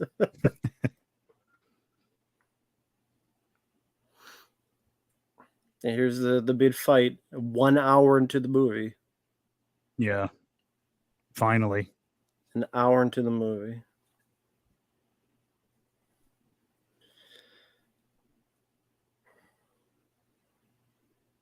and it's just like a bad WWF match, to be honest. Like Yeah. I kind of see like how he was able to pull so much of it off. A lot of it is very close up yeah. for the practical.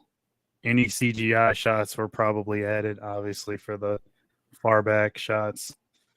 But I still don't mind the design of the Xenos. They look decent. No, I Yeah. agree with you on that, to be fair. I agree with you on the look of the xenomorphs.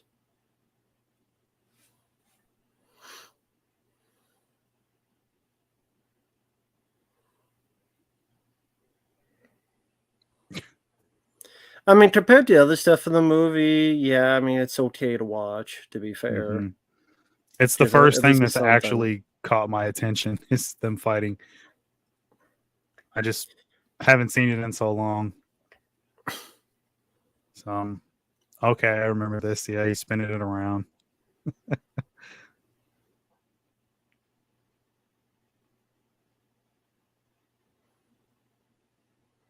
Just the Predator just looks like a fat ass. He like barely move. Mm-hmm.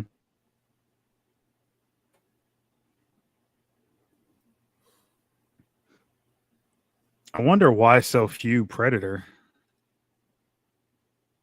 What do you mean? Like just 3.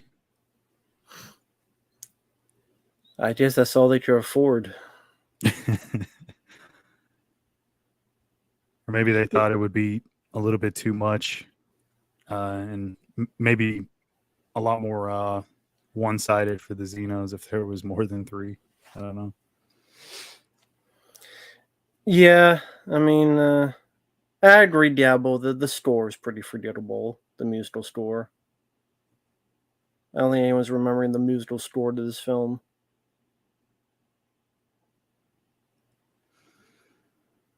And sort of the main thing that they're waiting to get is the shoulder cannon for the Predator.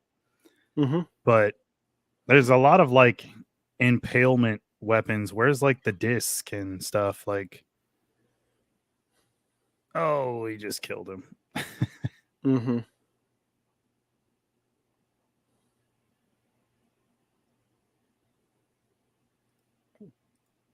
They weren't worthy hunters. Maybe that's why they don't have the disc. You get that with Maybe. the if you get promoted. Yeah. It's like the office job. You get maybe if you get promoted, you get a watch or something, or you get a medal, or I don't know, you get a pin or something. It makes you think like so what about the self-destruct thing that they have on their arm? Like I guess maybe they don't get that in training. They get that later. Well, I guess the whole point of this is that they're supposed to be able to kill these aliens. If they Mhm. don't, then they're not worth shit, and you Mhm. die. Yeah, If they do, they don't get all the fancy toys yeah, until they kill the Xenos with the most primitive of weapons, at least for them. yeah, this is a training ground, is what it's supposed to Mhm. be. Here's the Lance Henriksen moment. They reward you with an enamel pin from Street Factory. That's what Predators do. That's what they get. So he sees he's not a threat, and he's like, "Well, fuck this guy." Yeah. And I guess that's somewhat of a callback to Predator 2, maybe.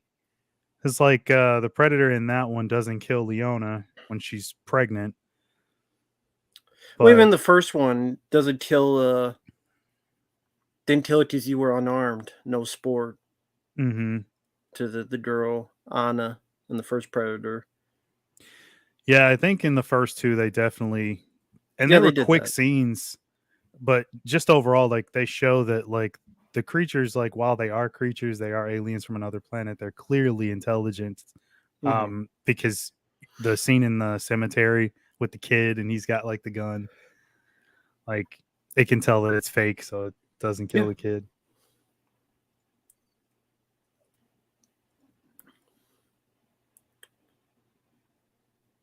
Yeah, I know what you mean, Predator. Why is it at the end of the film they don't like they have this type of vision? Why don't they see there's a chest burster when they bring the Predator on the ship? if they have all this equipment to see into your body, like the heat vision and stuff. This is not a good strip. Maybe they wouldn't have checked because they just figure it's just another predator back from battle. Yeah, but he's dead. Right, but don't they usually take their dead anyway? Yeah, like they the do, but do? They didn't X-ray they know what the aliens can do. Right. Do you think you checked? Like we know what or maybe they wanted to keep the Pred alien and try to train it. That could have been something. But... Then why not put in a box? Like that's true though. They probably should have done that. Contain it somehow. Don't just let it burst out of the chest. Yeah, why don't you put like a little boxed container unit? Yeah. Hey DV, I just think the movie's dog shit. It has a handful of moments. The fight, if I'm being honest, the fight was okay. I liked it. This moment is kind of cool. Just without missing a beat, cuts the alien's head off. Good practical effects. There's a couple, like, handful of cool moments. But that's it. You know, that's at most 5 minutes of almost 2-hour running time. At most 5 minutes. That's not enough for me. No, I put over their intelligence like less than like 60 seconds ago. Why the hell do you have to take the mask off just to mark it? You can't, knowing that there are face huggers running around. Why even take the chance to take it off?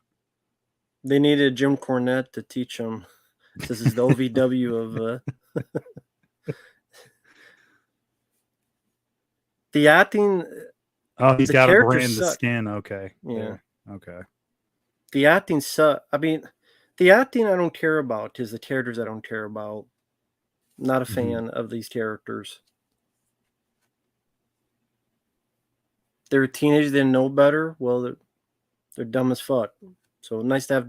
That's great for your first Alien vs. Predator movie to have dumb as fuck predators. That's a good decision to have because that's what people wanted.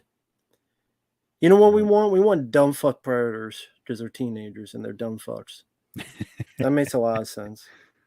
Right. You know, that's great writing. Great choices to make. Put all your money into. Yeah.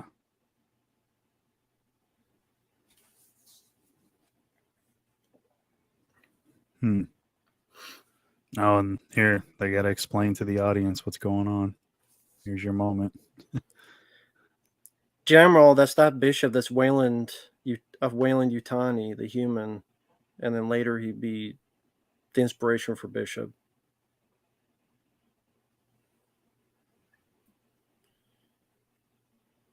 DV, I rather watch the sequel, AVPR. It's dark as shit, but it's more of a dumb B movie than this. With the gore and the batshit weirdness of it. I'd rather watch the sequel than this. I've always thought that. I wish there were lights so I could see, but again, I think this movie's more boring. Yeah, that was at least more weirder and more bloodier and more gorier and more just a fuck it attitude. I'd agree with you, Predminator. It would have been nice to see some new stuff, but I said that earlier. Like, on all accounts, like, give us some new stuff, but they really don't. And the lore that he has isn't really that interesting to me. Like, the whole Aztec thing, I could do without. Yeah. Summer party time, teach their own. I don't think this film's fun. I don't think there's that much fun about this.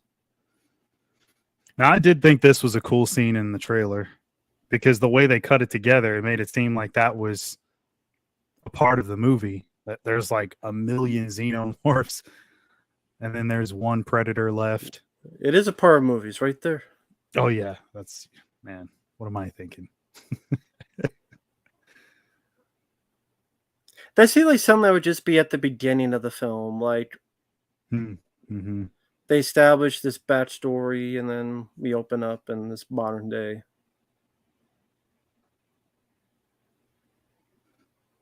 Yeah, that was probably a little bit before I got wise to how trailers are cut. Yeah, nowadays I would have just written it off as a flashback scene or something. But back then I'm like, oh man, this looks awesome. Jamo, how is this movie very enjoyable? Nothing happens for an hour. Then you get a 2 minute or less fight, and then not much else happens except 3 or 4 other things. The cast sucks. The characters suck. The store sucks. There's no gore. I don't see what's so enjoyable about, but teach their own. I don't get it.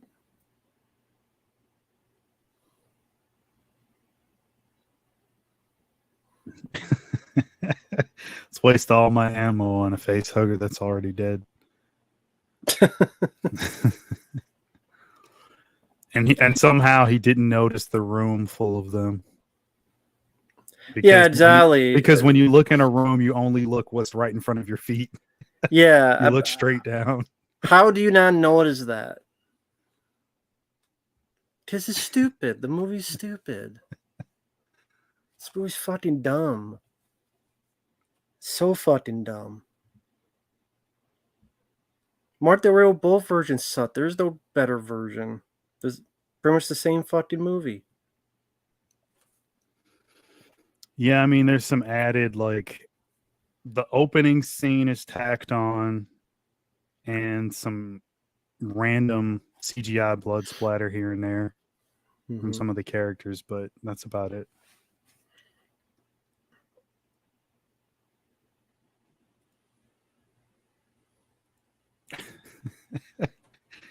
Is there really a side to pick with the xenomorphs? She said there's time to pick we got to pick a side.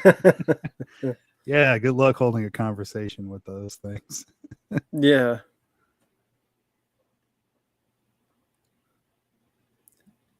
Jamal, I don't remember the guy's name. I'm sorry. You could go on Google, just type it up and look it up.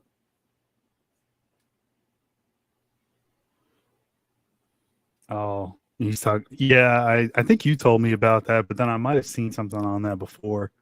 Yeah. Yeah.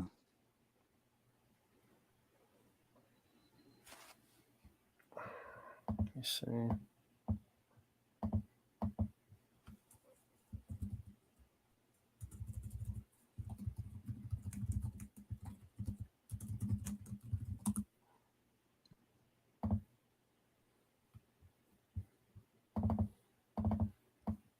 See something.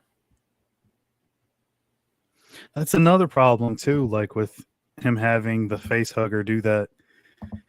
You know, generally speaking, wouldn't he have known that he had that inside him?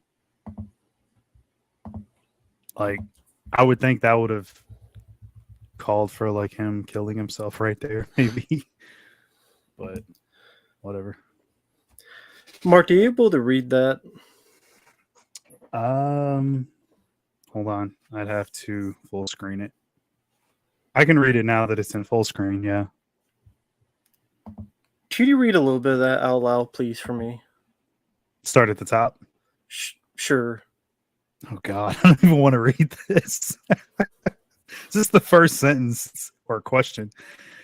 What makes Black people more likely than others to be killed, beaten, tortured, and raped by white police officers and vigilantes?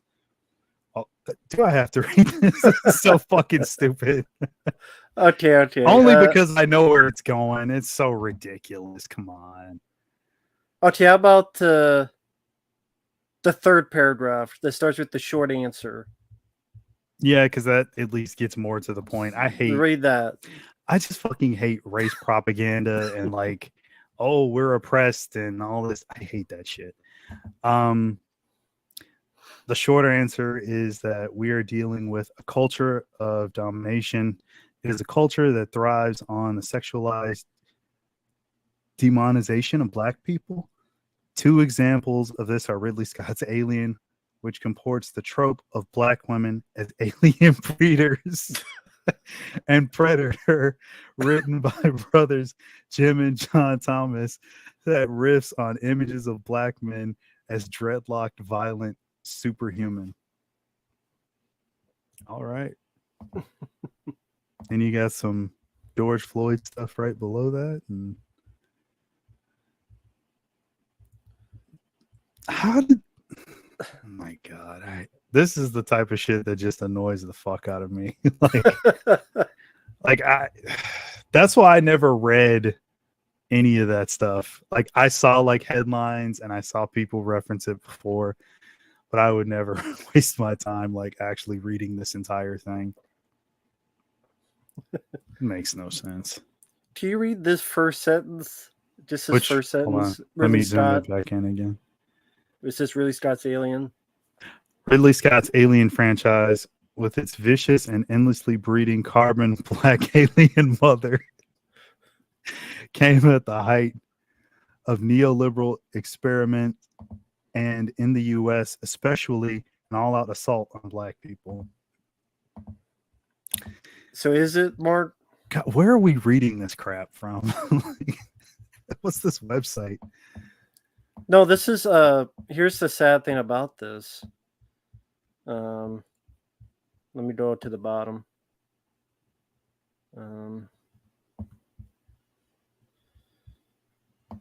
It was trying to see where it said the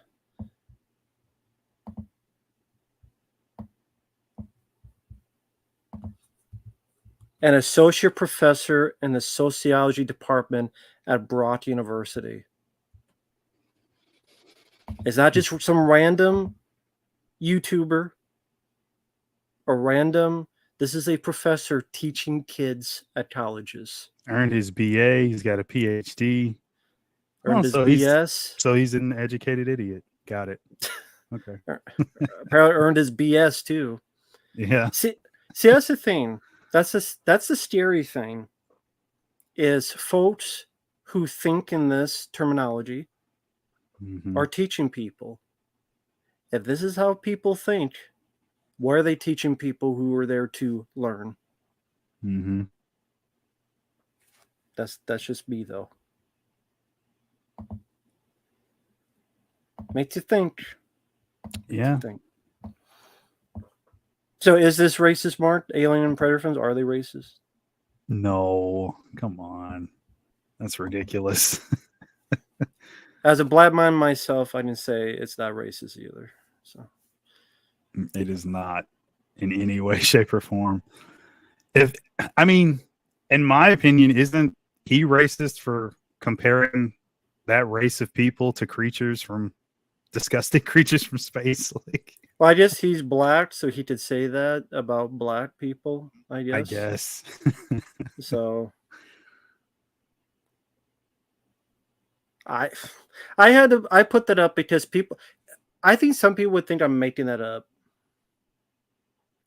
That I would be making that up. Like some people go, "Oh, you're making that up." No, that's why I wanted to put that up there. That's the truth. That is real. Mm-hmm. So. And there are other examples of movies where people make the same types of comparisons, but I just ignore that bullshit. It's ridiculously stupid. I hate stuff like that. But yeah, we're about an hour and 20 minutes in, where the Predator and the lady are going to team up for their slow-mo Baywatch shot. Yeah. Are you ready?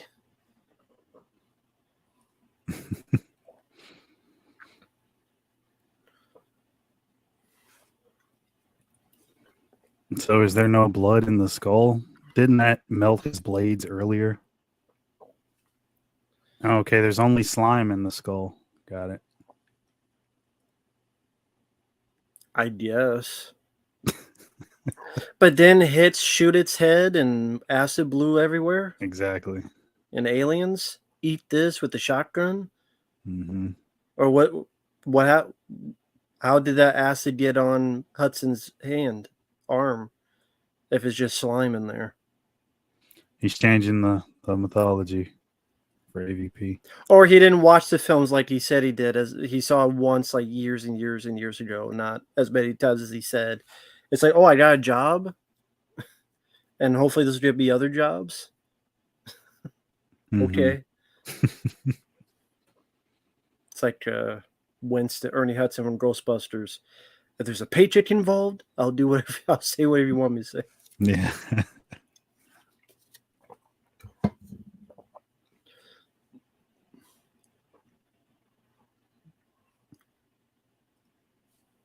Oh, there they go. They shot it out of focus too. It's a weird Wonderful. choice.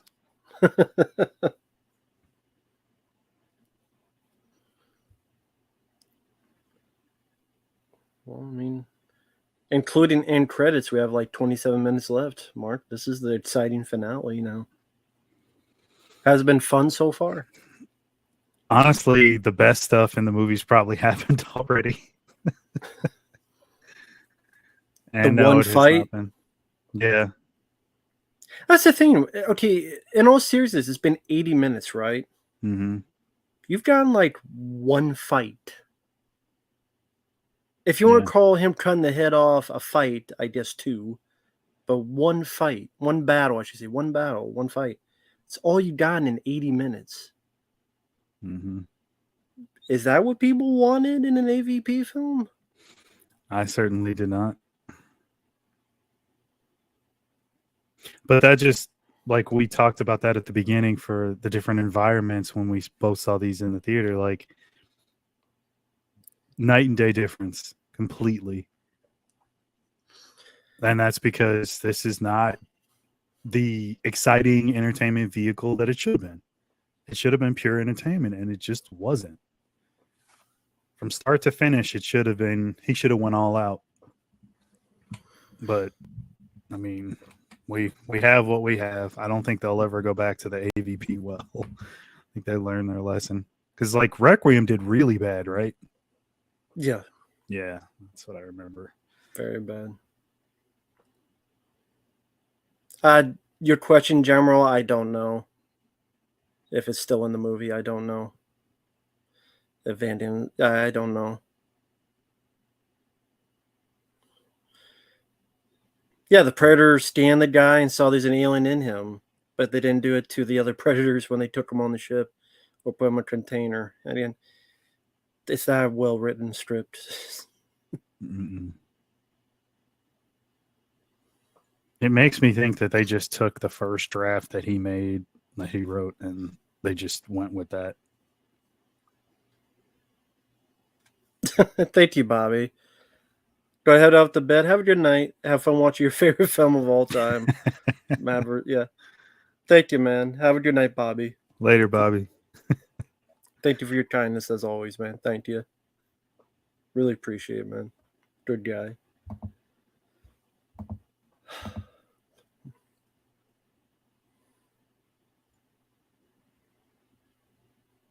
It definitely was needed. What's your favorite Paul W. Sanderson movie? It'd either be Mortal Kombat or Event Horizon. And the worst movie? What's his worst movie? Yeah. I don't really remember the later Resident Evil sequels that much. Maybe one of those. But that being said, I didn't see his last movie either. So, well, the ones you've seen and remember. From what I've seen, I would probably say one of the later Resident Evil movies. Where would this rank? Because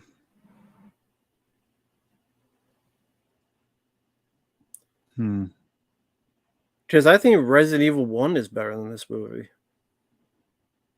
I really do. Out of everything that he's done, I'd probably say this is close to being one of his worst. Like, it's right there. I just think they're one of the... Those blur together. Like, is it 4, 5, and 6? They kind of blur together. It's not like I go back and watch those every weekend or something, but Yeah, it'd be one of those. And then this would be like right there with it. So those would be like bottom 4 for me. I do not go back to watch this movie. I guess the one Mark has in the back of this video that we're streaming. Oh, he's talking about that. Yeah, the ones behind us. I think it might be if you were to maybe shift us to the side again, like you did for the website. Well, let me see if let me play around with this. Not that. That. Nope, not that. Not that.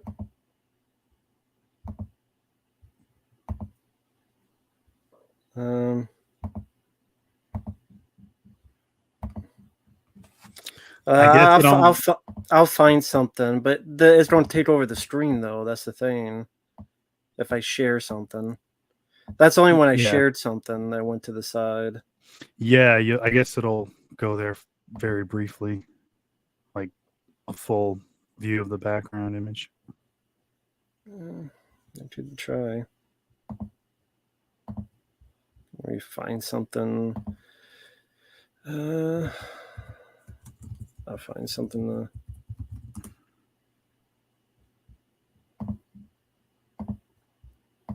Oh, okay. So he did have the self-destruct bomb thing. The Predator. I just noticed that. Blows up the pyramid underground.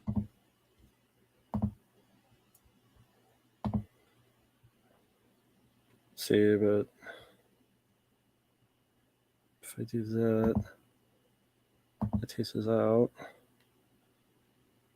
If you minimize it, would it still do that, or if I remove it? If you remove it, it just goes away. Yeah.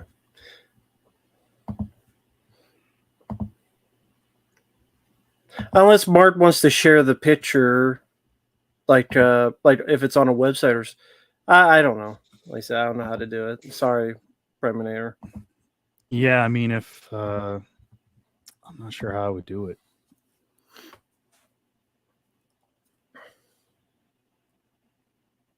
PREDMINATOR, if you really want to see it, just go to Google and type Alien versus Predator. It's on there somewhere. You might have to scroll down pretty far, but it's in the images somewhere. That's where I got it. Yeah, I didn't put that together or anything. That was already made. Mm-hmm.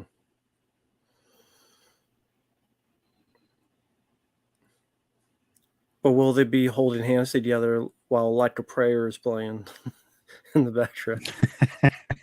I did see an image of like predators like eating ice cream together or something.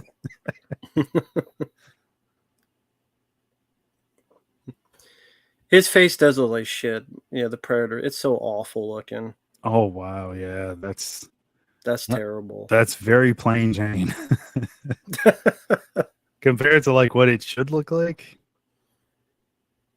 Yeah, terrible design. I don't. Why? Maybe just because he's only going to have the mask off in close-up shots for like 10 more minutes. That's still too much. Yeah, it is. That's the same amount as the first one. First movie. That has a garbage design. I'm sure their excuse would be, well, he's a teenager predator. That's how they look when they're young. There's no distinct facial imperfections or anything. It's very basic. Yeah, Lucas, I would say design-wise, I prefer the Xenomorph.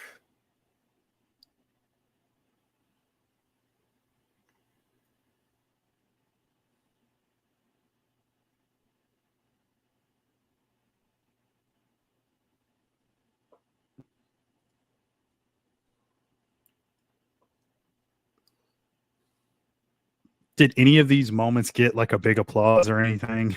Were you excited for this fight at all? No. No. think the only thing that got the applause was when the predator jumps through the air and stabs it in the head with like the spear. Yeah. I mean, this is what James Cameron wanted. He wanted a CG alien queen. He gets it. Maybe that's why he liked this movie at first. He always wanted a CG alien queen. Now he got to see it in this.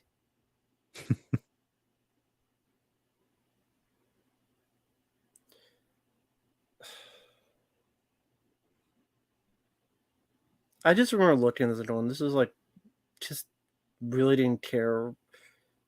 I know it'd be tough to do this practical. I know.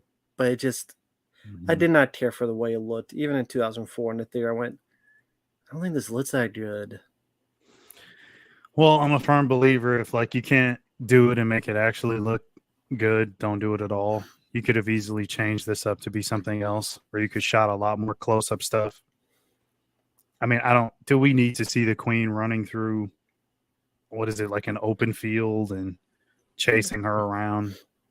Yeah, like it's Jurassic Park. Right. I know it's practical in some scenes, primarily. I'm talking about, obviously, if I mention CGI, I'm talking about the CGI scenes. What I was pissed about also was that, other than this, I'm like, wait, we've only got one fight that the Predator has with the aliens? And now we're at the end here? Like, all those. They built up that alien with the marks on its head that killed 2 predators. Like, they built that creature up, and then he just died in that self-destruct with all the other xenomorphs. You think, like, something more would have been done with at least that one? Since. But no, it's like, other than this, the alien, I mean, the Predator just one fight between those two, alien and Predator. That's it. It's that and this. That's all you have. And this was very quick. This was like maybe 5 minutes, if that. And the Predator was kind of a pussy. Yeah. I mean, I guess fighting the queen counts as he did stab in the head and cut it a little bit, although she finished the job, so I guess it counts. Whether you like it or not, it counts, I guess. But so that's 2 fights. 2 fights in 2 hours. Yeah. 1 fight per hour. And I know you just say, well, Freddy vs. Jason is the same thing. The difference with that is you have a character that can talk and have a personality like Robert Englund. So that's a different ball game where you have an actual character who can interact and can do stuff. These are not that.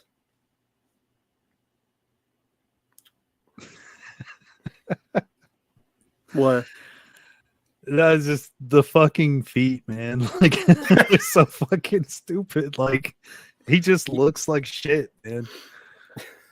You and the feet. I can't help it. It's so noticeable. It just bothers me. It's so noticeable. I never once in all these years ever thought of the Predator's feet. I've never heard a single person mention it except you. It's like you and your Predator feet, man. Foot fetish confirmed.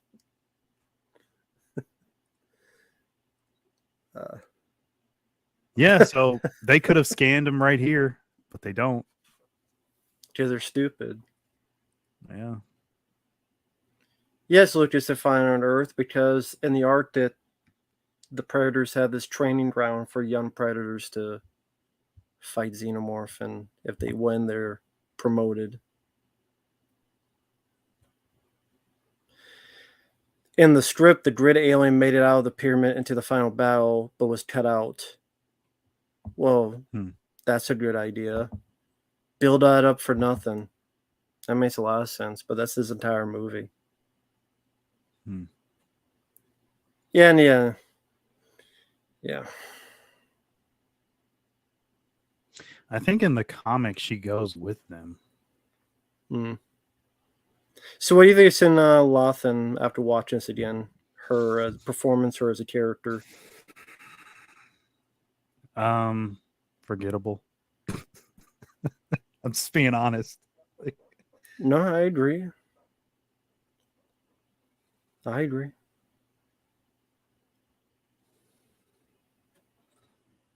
And that's the movie. That is it.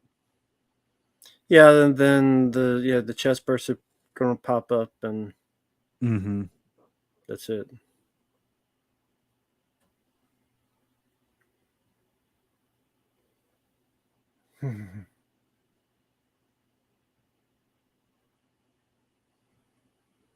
That's your yeah, like you said, that's your movie.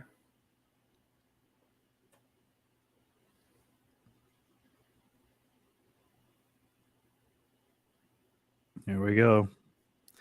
The scene that was supposed to shock and awe the audience. Yeah, not even a container unit.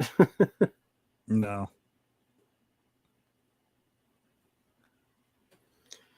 Sanaa Lathan was Blade's mom and Blade DV. So that was Yeah. before. That was before this, but Mm-hmm.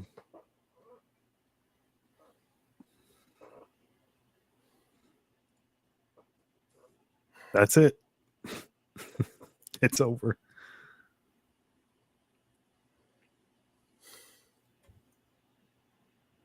with like 11, almost 12 minutes of credits.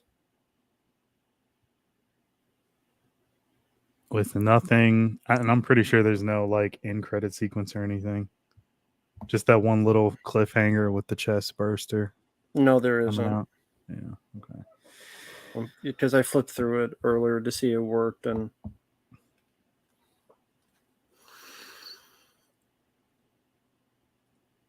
Premiere T-Throne, I don't understand how it's a fun pop. What's fun about the movie other than the one fight I'm that's gonna like 2 minutes close the. long? I'm gonna close the movie just so you know. Be my guest. Since I we're already pretty did. much done. Okay. Fuck the movie. Yeah. What's fun about it? If you take out that 2 minute scene maybe at most of the fight, Mm-hmm. and maybe like 1 or 2 moments where they cutting the head off, what do you have that's fun in the movie? No silver wings. I'm gonna skip reading the end credits. Yeah, it doesn't matter to read them for me because there's no point. No. Yeah. Um. And I can understand that Freddie Lit. Yeah. When you're 12, you're probably like, okay, this is pretty damn cool. You never thought you'd see these characters when you're that young. I could understand that. Not when I was 12. When I was 12, I would have thought it was dog shit too. you were you were the same old Matt back then. You were just like, fuck this shit. Yeah, just by then I was watching Aliens, I was watching Predator, I was watching Die Hard, Mm-hmm. and this is just lame as bullshit. Yeah, like just straight to cable sci-fi channel. Yeah, Austin World Cut. Yeah, just a little bit more That's gloss that is a great way to put it. I would agree. It is very sci-fi channel esque. with a little bit more gloss. To be fair, Mm-hmm. Yeah. I mean, there is not a whole enough about it like that feels like it's worthy of a theatrical release or that it deemed to be released theatrically. Um, I think concept alone was the only thing that they had, and they knew that they'd make money, and they did. I mean, this one made like it made at least 100 million, I'm sure, like worldwide. mm-hmm. But it's funny, like I don't even remember what the reception was back then. Like, Pretty poor. because I don't even know if there was a YouTube at the time. I don't think there was. Yeah, no, No, that YouTube was like was next year. It was the year after. YouTube started 2005. 5 and 6. Yeah, 2006. Yeah. Mm-hmm. Luke, do you see it would take me an hour to go into how you can improve this film? Yeah, I would have done away with the majority of everything he did. I mean, the only thing that I might have kept was Lance Henriksen in a role. Beyond that, I I don't think there's really anything that I would have kept.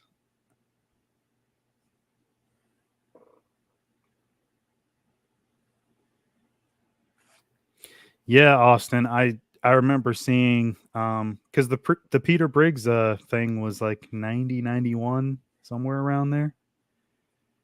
But they Mhm. rejected his script as good as people out there claim it to be, and like it's the best version. Um, they just didn't go for it for whatever reason. Exactly. And I know he did a treatment for Freddy versus Jason as well, Peter Briggs.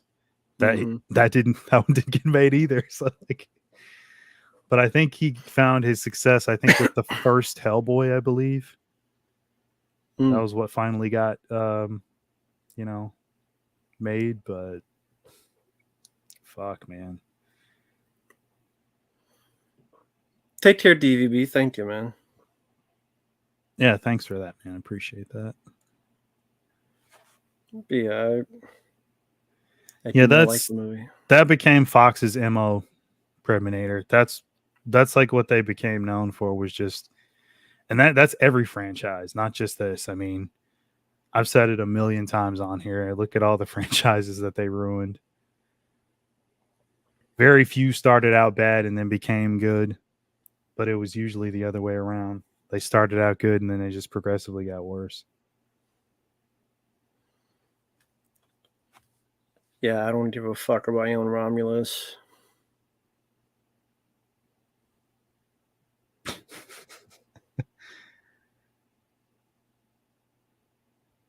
Have you seen it, Freddie? Let us know. I'm curious. Have you seen like an early screening of it? Because I mean, I've heard the same thing, that it's the best since the first two, but They said that about Prey. yeah, I did see that a lot. Everybody put Prey over like crazy. Like, oh, this is the best thing. But see, I knew that was bullshit, given the fact that like the time period and having the solo like lone character arc thing. I knew that was bullshit. You cannot beat the camaraderie of the soldiers in the first Predator. There's just no way. But Prey's better. That's what I've been told. Fuck that. There's no way. It is not better. Yeah, that happens a lot, DV. It's so many films come out. It's the best movie ever. I hear that all the time. You know, this is like today. I got I didn't see that for Borderlands, but well, that's just one example. like Deadpool and Wolverine. I upload that review right before I got on. I checked the comment. This may be the best superhero film ever made. That's the comment. Like, that's a stretch. I don't know about that's a stretch. As much as I enjoy that movie, that's a stretch. I liked it. I didn't love it. I have a lot of problems with it, but no, I do not think he's the best ever. Mm-hmm.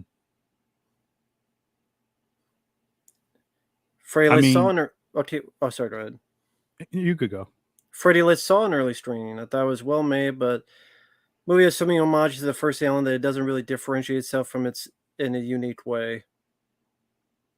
So probably well made in terms of the camera, practical effects, but it's a lot like the first movie. That's what I thought it would be. Mm-hmm. You told me they show behind the scenes. This is like Aliens. This is like Alien, right? You told me that. Mm-hmm. Could you explain that for people who weren't there? Well, actually, that's what he said. Of course, he's going to say his inspiration is the best movies in the franchise. Mm. A blind man could tell you which ones are the best Alien movies. So that was his idea going in. I'm going to pick the best of the best stuff, and I'm going to try to replicate it, but put my own unique spin on it, also while trying to please Ridley Scott, because apparently this does have a tie to Prometheus and Covenant. And you don't have to say which character Freddie lit, but I saw that there's like a character that returns from the Prometheus Covenant stuff or something like that? You don't Oh have to spoil it, God! but can you confirm that? Um, Don't tell me it's David. that's what I thought of, but then I was like, well, maybe it's probably somebody else, like another What if it was character that. what if it was Burke? Because this is supposed between Oh Alien God, and Aliens. What if it's like a young Paul Reiser as Burke? He that just pops out. that would be kind of interesting, depending on what they have the character do. It'd be like a young CGI Paul Reiser. I could see that. I could totally see that. That would be so fucking garbage to me. No, but getting back to what you asked, it was like a trailer, a promotional piece where they had spliced footage from Alien and Aliens into scenes of Romulus, and they were showing the comparison, like of shots and inspirations. That's what it was, and they were saying, Mm. "See, it's like this, and here's this, and there's that." But I thought that was a mistake to do because why do that? Just do your own thing. Okay, I, some party. If people are saying it's the Force Awakens, the young franchise, I will not like it. I did not like the Force Awakens. I did not like it when it first came out. I still do not like the film. So that already, I knew that's what it would be the case. I'm not surprised. I called it. Mhm. People didn't believe me. People, I'm sure, will love it. I don't give a fuck. You can love whatever you want. It's a free country. At least, hope so. But I, I don't, I don't want to see the Force Awakens of Alien. I don't. That doesn't interest me. If it does for you, good on you. I does not. That was Jurassic World. I say it's gonna be like Jurassic World, which got a lot of praise. It's gonna be The Force Awakens, which got a lot of praise. It's gonna be the same fucking thing. Mhm. Yeah, Force Awakens is a New Hope done badly. Yeah. Even if this film is mediocre, I don't need any more alien films, folks. I can only speak for myself. I'm not the God honest truth. I'm not the gospel. I'm just giving my honest opinion. I'm glad people look forward to it. I don't care to see another alien film that's just regurgitation rehashes of leftovers. That does not interest me. It just does Mhm. not. It may have gore. Alien Resurrection had gore. It may have practical effects. This film had practical effects. That means little to me nowadays. It does. I mean, unless it has awesome action and great characters and people say the ending is divisive. That's not a good fucking word either. The finale is divisive. I'm Yeah. guessing that's the Prometheus Covenant stuff that you were mentioning about, Yeah, I think which I do not it like those movies. it sort of leaves the ending open for like more stuff, probably Hmm. going back into that direction of that stuff. That Um, people didn't like and bombed. Or at least Covenant bombed. mhm. Well, everybody loves Prometheus. That's what I always see for the most part. Maybe not you, but most people are like, "Oh, Prometheus is so good." I'm like, "Is it?" At the I don't time know. I saw it, but I see more and more people saying nowadays they're not big on Prometheus. Mhm. At least that I've noticed. Maybe that's just me. Hmm. DV Music, people blew their load over The Force Awakens 2015. Yes, they say it was the best film. And when I sadly the review's not up anymore, but when I reviewed it, people were pissed at me. You gotta wait to see where it's leading up to, Matt. Yeah, man, you gotta wait to see what happens. Yeah, I wait for the sequel. And we know what happened with the sequel. Right. Well, I mean, I'm not even going to get started. You know how I feel Please about all do. that stuff. I no, it's going to turn into like an hour long rant. I don't think anybody wants to hear that. Yeah, they do. It's this channel. Of course they do. Give a piece. Like, there's no. Go for it. I want to hear it. I mean, I'm just going to say I think all that shit's pointless. I mean, it, that's what Disney does. They get a franchise, they get these IPs, and they just want to make more of them. Entertaining you is not their number one priority. Making money is. That's why when it comes to something like Deadpool Wolverine, we had this conversation just a bit before we started. There are parts of it that I have issues with. There are missed opportunities. But like I told you, I why pick it apart? Because when you watch that movie, it's clear that they were going for entertainment.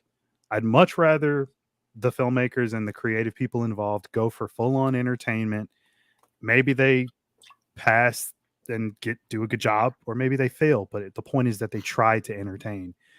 These fucking Star Wars movies, are they really trying to entertain, or do they just want another $1 billion box office? Let's be really honest with yourself, even if you're a Star Wars fan.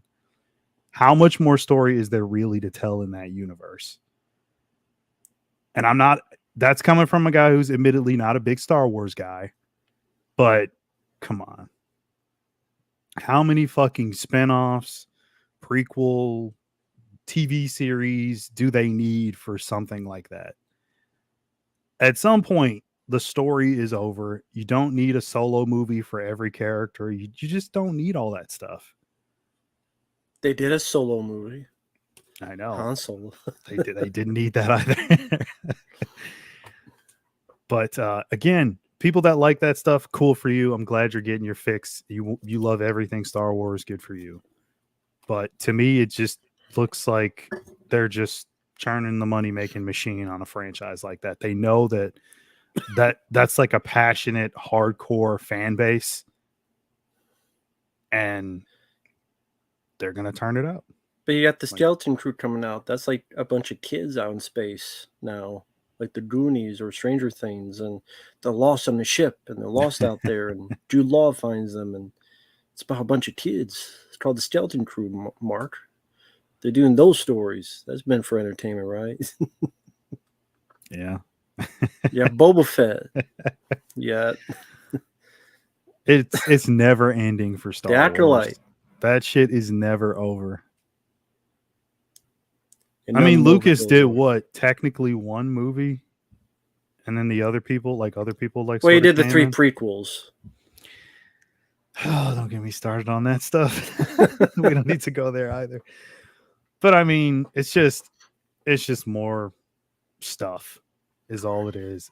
Let's call it Star Wars, set it in the universe, and just put that stuff out. Lucas Green, I didn't say other franchises weren't excluded. I could say that for many franchises. I'm just saying Disney's like the main culprit right now because they seem to own damn near everything. Like, for a fact, if they get something like a Star Wars franchise, they're going to milk the hell out of it. Like, it's just, of course, it's in their DNA. It's just what they do. I mean, how many things do you need for Lion King? That's one fucking story, and they've got all this stuff for Lion King. I mean, come on, man. You don't look forward to Mufasa? No, I don't. In all seriousness, the reason they're making it is because the Lion King 2019 made $1.5 billion. That is why they're doing Mufasa. At Disney desperately needs money. They're happy that this movie, Deadpool Wolverine, made $1 billion because they were not doing well. The Marvels, the lack of interest in Avengers upcoming stuff, they were not doing well. So that's just the truth. And yeah. Yeah, live action, yeah. Silver Wings, exactly. Exactly. Live action. Sure it is.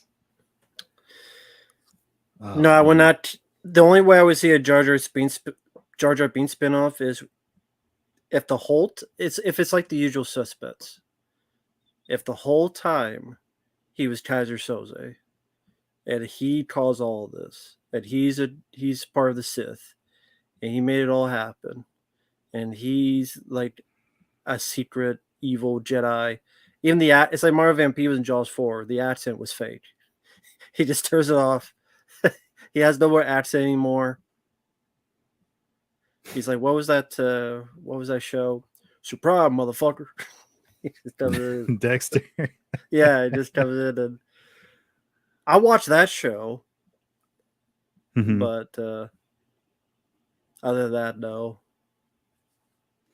That's another one they seem to be milking the hell out of. I see they're doing all this extra Dexter stuff. It's a prequel show, and he's the voice of the younger Well, he's self. also doing Dexter Resurrected. So there's two shows. Actually, there's four. No, yeah, four shows. Four shows. What are the So 4 shows? the first one is the prequel show. Then there's talk of like the Harrison, which is Dexter's son, a spinoff show for him. There was also talk of a Trinity Killer show, which is John Lithgow's character from season 4. And then there was more recently announced the Resurrected show with Michael C. Hall returning as the character. And James Remar is coming back as well. I don't know how big of a capacity. Again, it's not on the internet. I only know that because he told me at the convention that he's coming back. Why 4 shows? Because so what I read, I didn't look at the ratings. I read this on a random article that Showtime was super happy with the success of Dexter New Blood, which is the technically that could be considered season 9, kind of. When did that come out? That was 2021. Okay. If you talk to most people, the general consensus is that everybody hated the way Dexter ended in season 8. Mm-hmm. For a multitude of reasons, not just one. But they thought like, hey, well, maybe we could come back and do something else with the character. Maybe not necessarily to fix, but at least give it more of a proper ending. And that did so good. They said that it did better than the entire like series run. I don't know how you calculate that in today's like, because you have streaming numbers, then you have like actual ratings on Showtime or whatever. And so I don't know how they calculated it, but apparently it did better than the entire series did. And the series was also a big hit. So I guess that was pretty big numbers, better than they were expecting, apparently. So now they're like, well, we got to do a whole fucking Dexter universe. So we're getting all that stuff. So was that good? I didn't watch Dexter. Was that last bit good? The New Blood or whatever? I didn't like the ending. It's hard to say where it's going to go because of how it ended. I'm guessing you didn't like season 8 either, right? No, because a lot of, and I don't want to spoil this for anybody that hasn't seen the show, everything that James Remar's character kind of taught Dexter was, to me, that means he failed. Everything that happened at the end of the season, all the fuck ups that happened by his own hand as the character, I mean, was all bad. Like, and that means he failed. And you've been sort of gaslighting this character all these seasons to be the ultimate serial killer that kills other serial killers. And then so many other things that he's supposed to do that follow the code, as James Remar's character put it, he kind of went off of that. And I don't ever remember that being a part of the books. But I've often said every time that they went away from the books, to me, that was when it, and they went away from the books very early on. That was when it started to slide a little bit for me. But he was always so compelling as the character. That's what I think draws people back in. Michael C. Hall, people love him as that character. He does a great job playing the character. He never faltered. His performance was always consistent throughout. But I mean, it's just everything else that was going on around him and what they have the character do in the last 2 episodes of season 8. It was just like, oh, this is this is not satisfactory for anyone. But yes, I did like Maxine. Somebody asked that in the comments.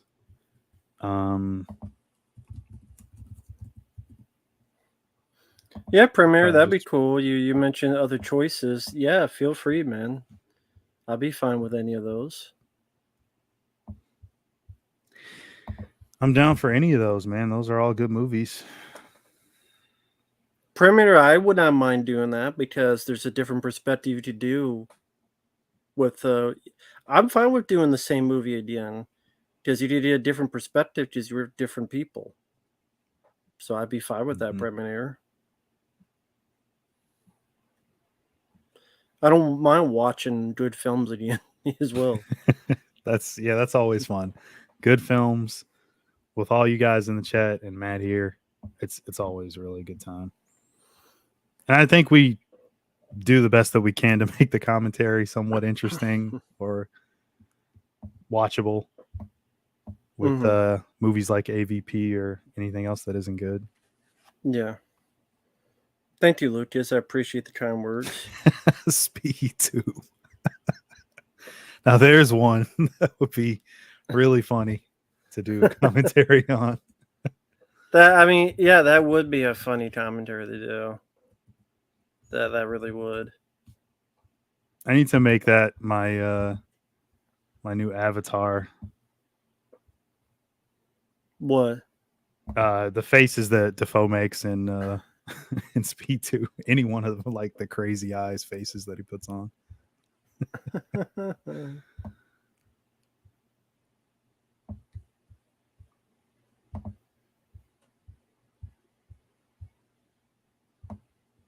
Yeah, thank you, Lucas. Thank you.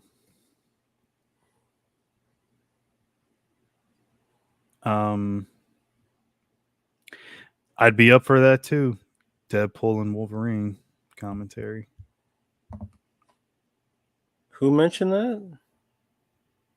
Oh, Sasheen Sashim. Ren. That'd be interesting. Yeah, I wouldn't mind doing it. So you watch me lose my mind as I go schizophrenic again. I like Oh it, but there's stuff I hate about it. man, John Wick 4 would be rough.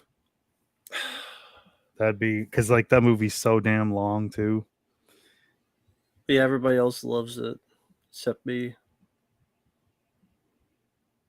Because I'm not a fan of John Wick 4.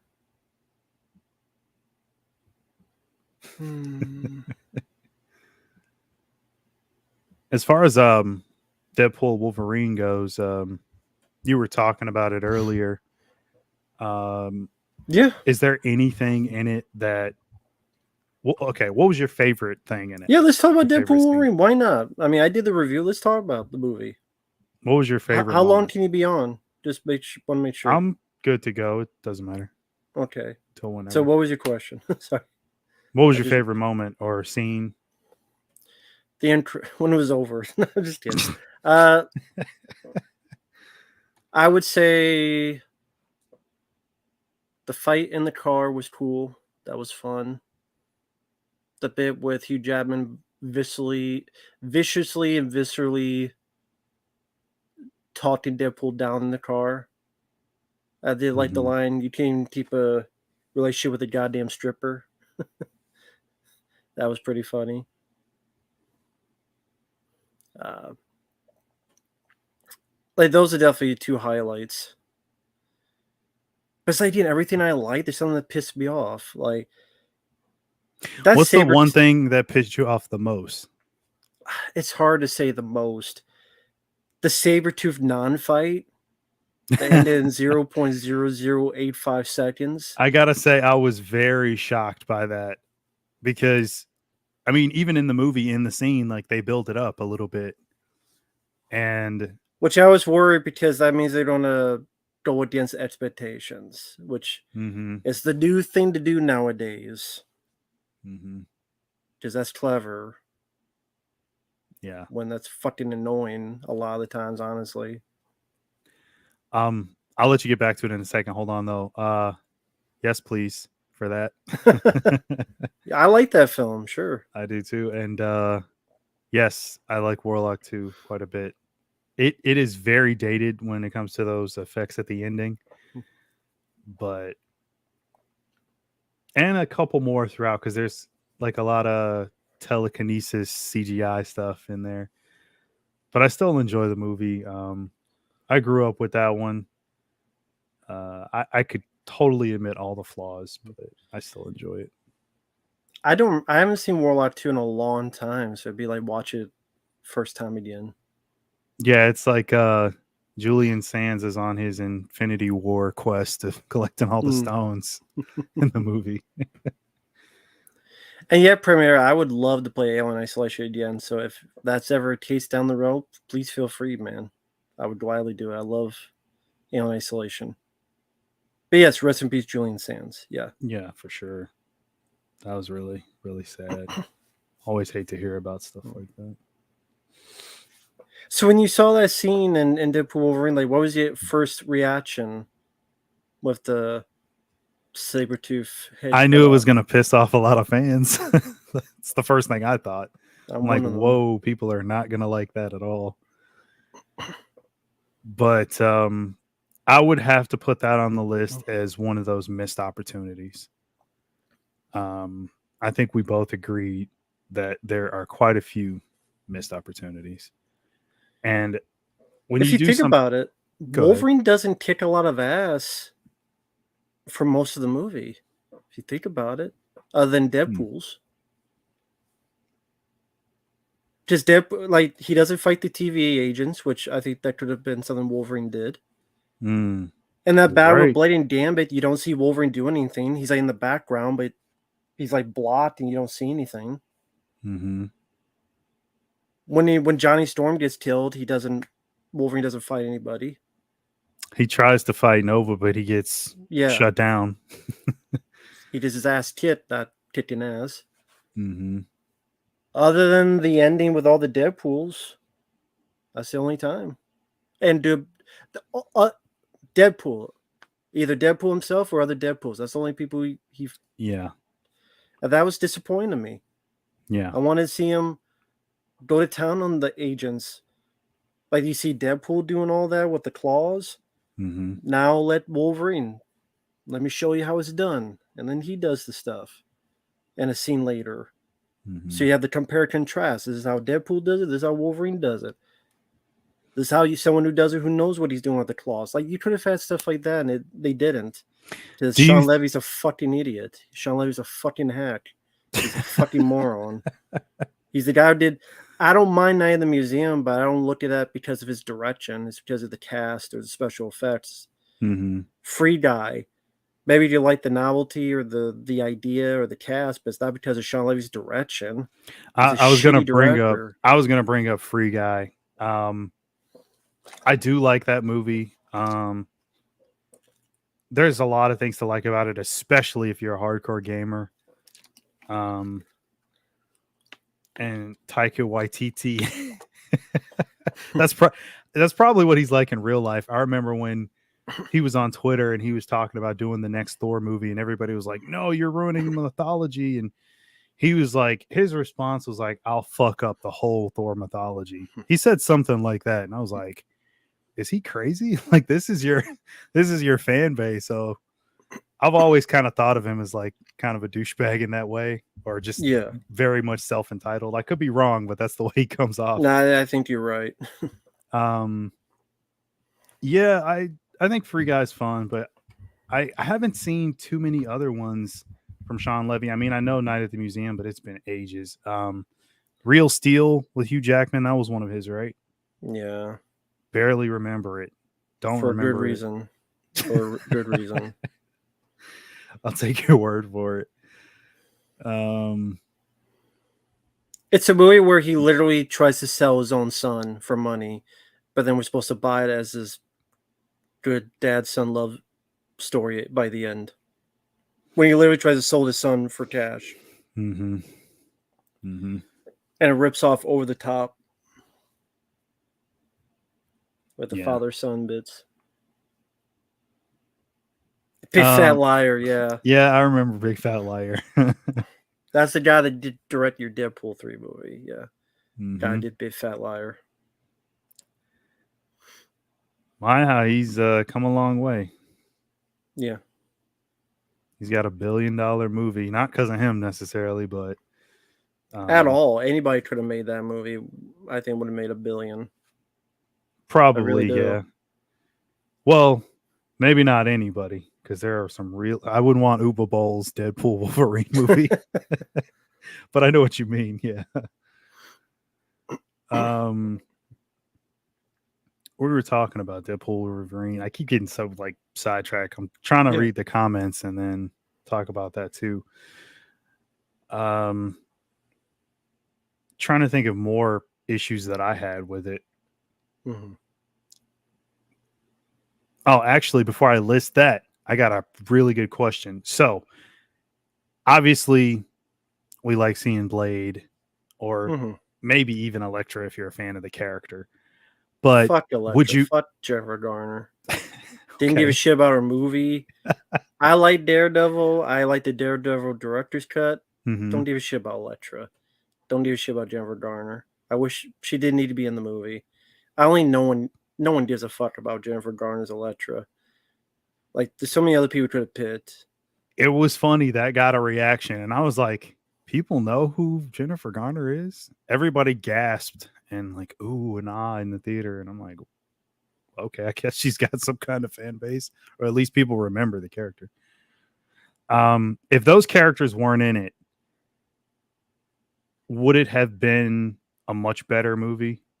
Do you feel like it might be too bloated with all the cameos that they could have serviced? Like those could have been more action scenes or something with Wolverine. Yes, it should have just been. I said, I know you haven't seen the review yet, but I said in my review, a part of me wishes it was just a Deadpool Wolverine movie. The movie sold on that alone. Mm-hmm. It had much more development on both characters, much more moments with both characters, much longer action scenes with both characters. They should have been fighting together in that void pit with all those bad guys. They have to join together to stop the Juggernaut, which would work because, a Juggernaut ripped him in half in Deadpool 2. So now, okay, it's not the same Juggernaut, but a little bit of symbolism payback for that. There's a lot of things you could have done to really show them bonding, show them working together. Maybe as they're fighting, he keeps talking, Wolverine keeps telling him to shut up while he's fighting. Get more creative kills, more gore, which I think was lacking in that department. With the gore or creativity. just blood? Because there was quite a bit of blood. But you gore. mean like, okay, gore. Okay, gotcha. Like you didn't at the end when he's fighting all the Deadpools, cut some heads off, cut some limbs off. Like it just stab, and then he stabs, gets in the bus, stabs. It got repetitive. Mm-hmm. That was a missed opportunity to me. You could have done a lot more with that. And that sequence is actually pretty short when you think about it. That's not. Yeah. I mean, it's just like one long, like 2-minute tracking shot. And it's pointless when you think about it. It was, and I thought about that later on, and I'm like, that scene was completely just to set up one joke. Do you remember what the joke was? The Peter? Yeah. So he could say, have fun playing with my Peter as he walked away. Yeah. And I thought about that in the theater. I'm like, that was pointless because like they all just came back anyway. And then they meet Peter and everybody's fine. And then he gives that line. And I'm like, oh. Like all they had to do was hide for one more minute and Peter would come by and then and again, like you said, they all came back to life, so it didn't matter. And that's what I mean, like it was all pointless. Right, yeah. So and why were the Deadpools helping the bad guy? The bad girl? Why were they helping her? That's a good question. I don't even know. Or, well, maybe they probably weren't necessarily doing anything about what Cassandra was doing. Maybe they were just there just to kill the two of them. Yeah, but she says, I have company coming, and opens up the portal for them and has them come in. The Doctor Strange portal. I guess, but wouldn't they have known that, like, they'd be dead? Like, she would have just killed them too? Yeah, wouldn't they? I would think so. So it's like, well, hey, it's like, you can't why help something? someone that's going to kill you anyway? That's what I don't understand. So then you can't say, hey, if you don't help us, you're all going to be gone as well. Like even try to say it. I don't know.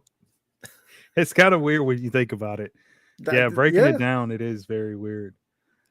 Like it doesn't, that part of it doesn't really add up.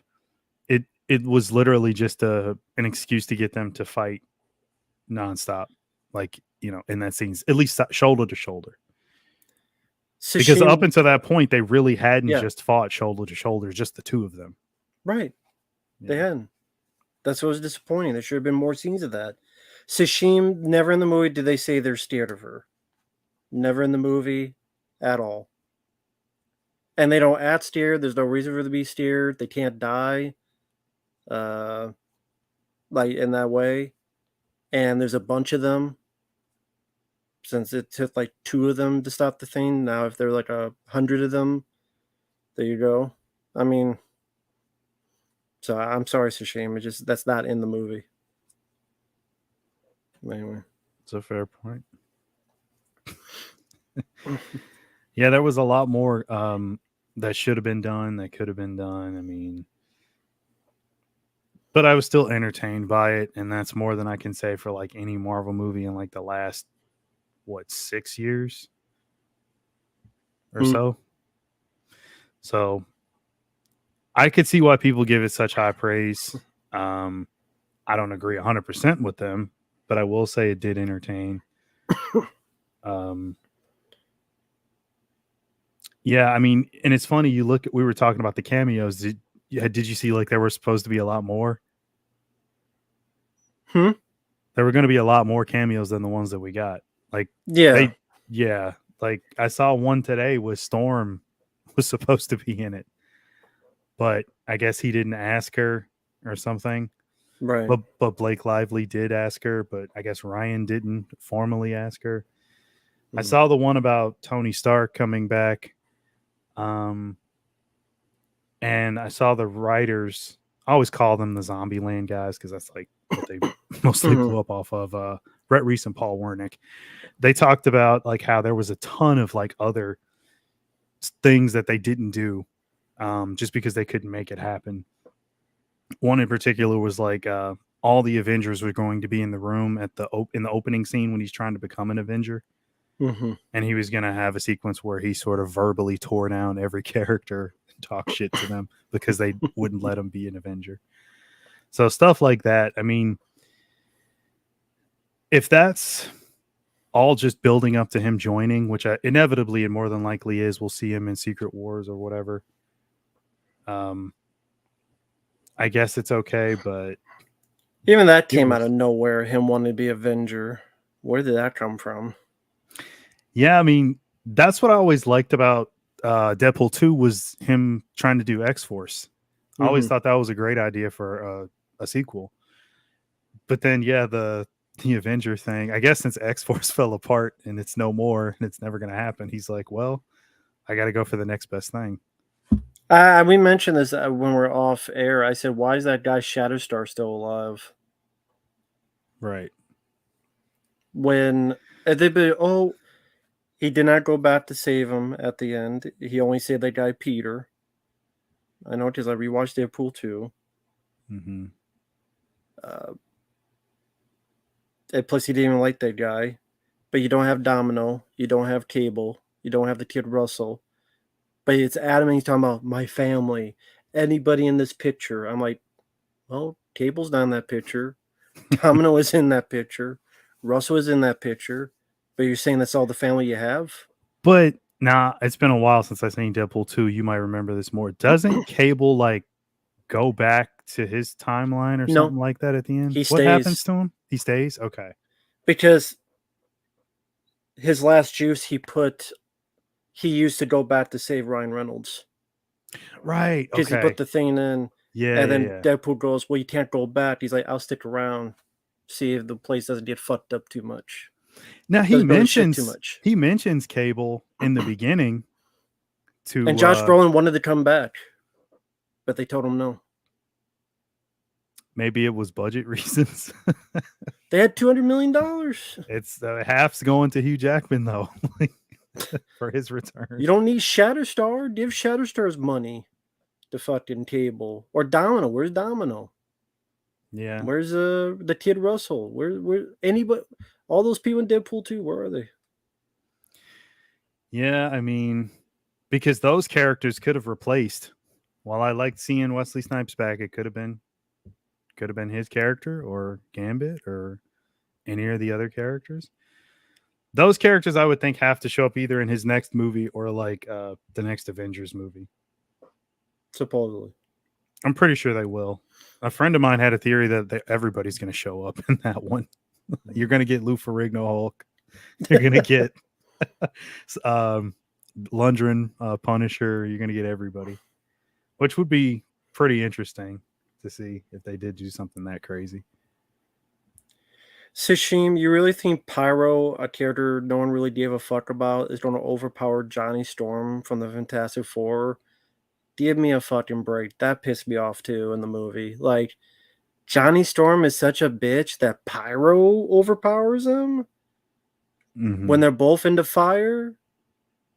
They only did that because people don't like the movie, which I like the movie, actually. I like the 2005 Fantastic Four, so that's another reason. And then just him to be killed off in such a dickish way, hated it. Fucking hated it. I wish he wasn't in the movie, honestly, if that's the case.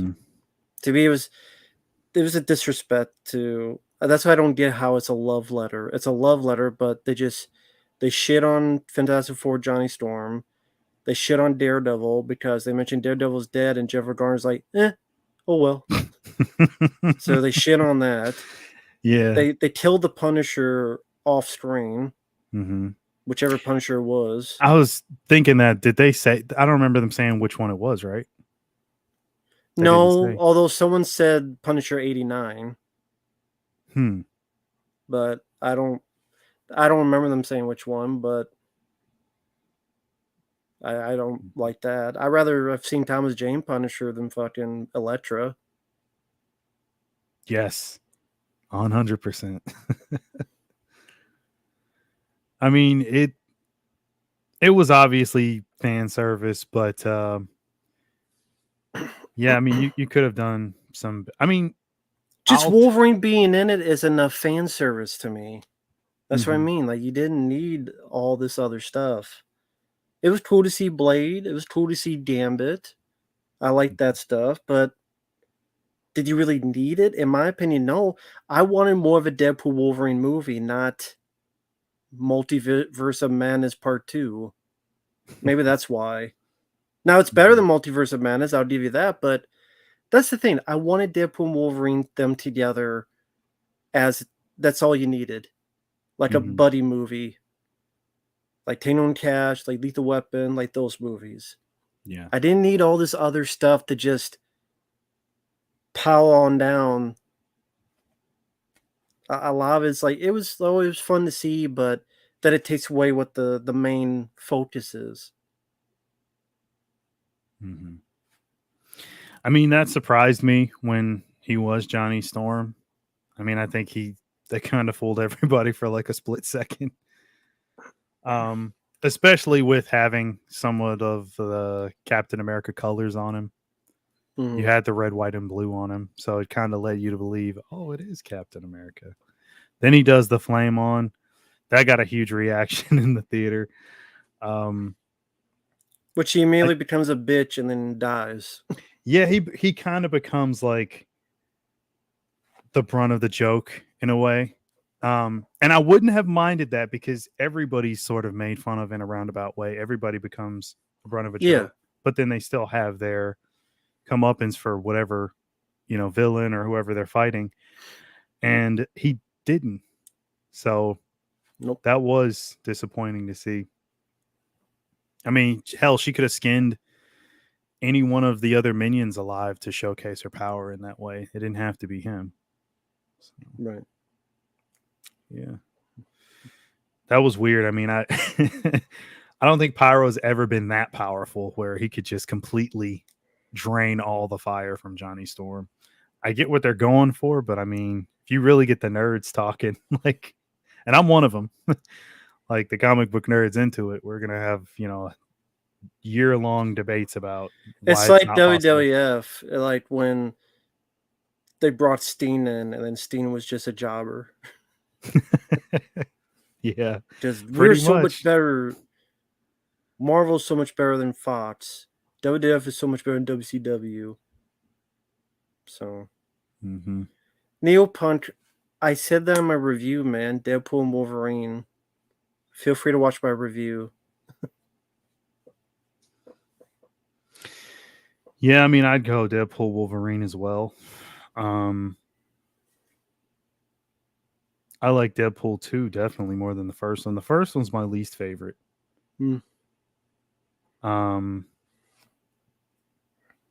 yeah, I just that ending. The way the story's told is cool, but everything Mm-hmm. else, like after the fact, once we get to the like we're caught up in the timeline and everything in that movie.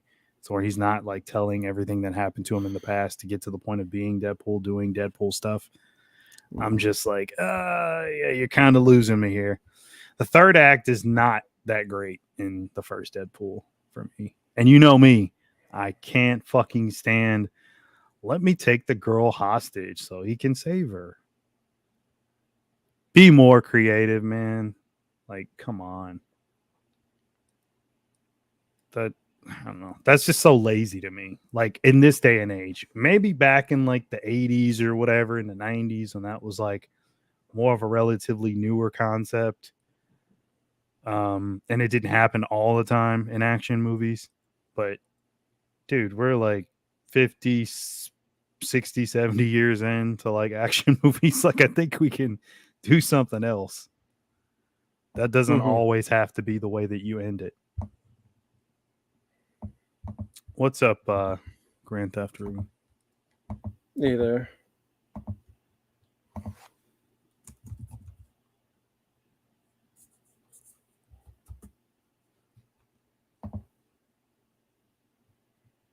Sorry, just looking something up real quick. No, you're fine. And Ajax kind of sucks, in my opinion. I don't give a fuck about that character. Like, that's your villain? Fuck him. But yeah, hey there, Ruben. But guess we're trying to come up with the chat. Mm-hmm. So that's Alien versus Predator. Uh, Deadpool Wolverine. I don't know what else to say about it. I did an hour-long review. For those interested, feel free to check it out.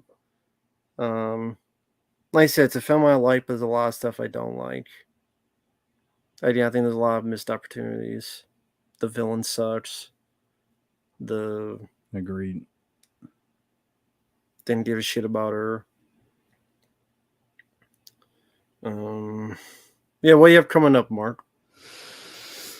Well, we're doing the live stream on Friday, but in between, I may try to get up that con video. It is done. I just got to upload it. Mm-hmm. But I've been really, really busy this week. When am I not busy? But this week for sure, it's just been hectic. Like, I think I got home like 20 minutes before we started this, or 30 minutes before. It wasn't long. And I should have been home like 3 hours before that. So, yeah. And no, never been to the Netherlands. Mm. But yeah, con video stuff and one of these like newer sets that I got, I'll be doing a video on that soon.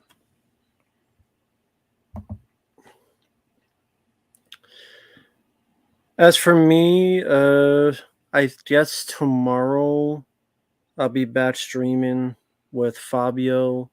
Just really I requested the Acolyte 3 episodes to react to.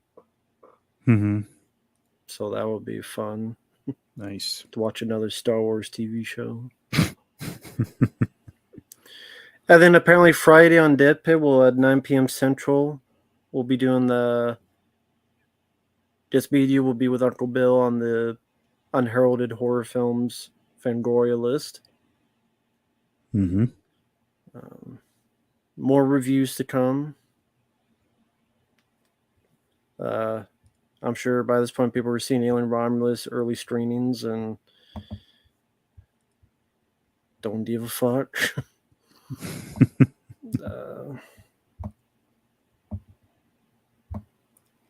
I'm just saying the divisive stuff. That it just goes back to you were saying it's divisive.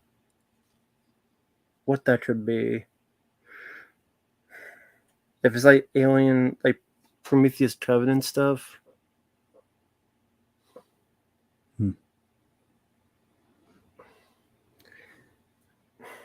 Don't tell me it's like some fucking hybrid, like alien human hybrid thing or something.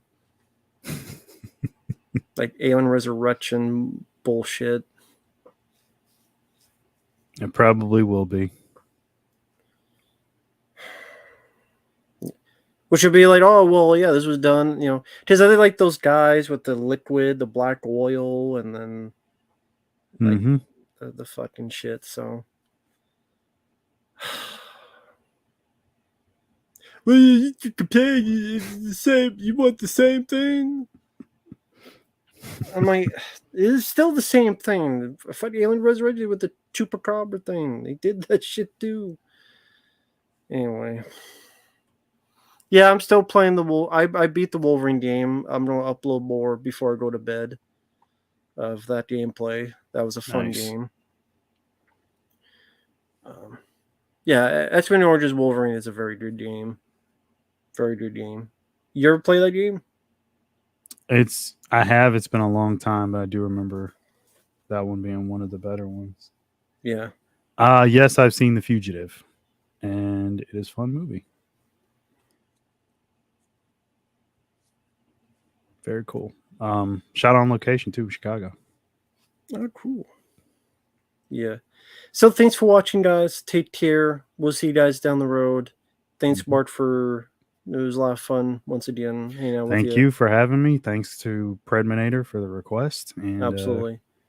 We'll be doing more of these, and yeah, we'll be back Friday on the Dead Pit channel. Yep. See you guys later. Yep, later.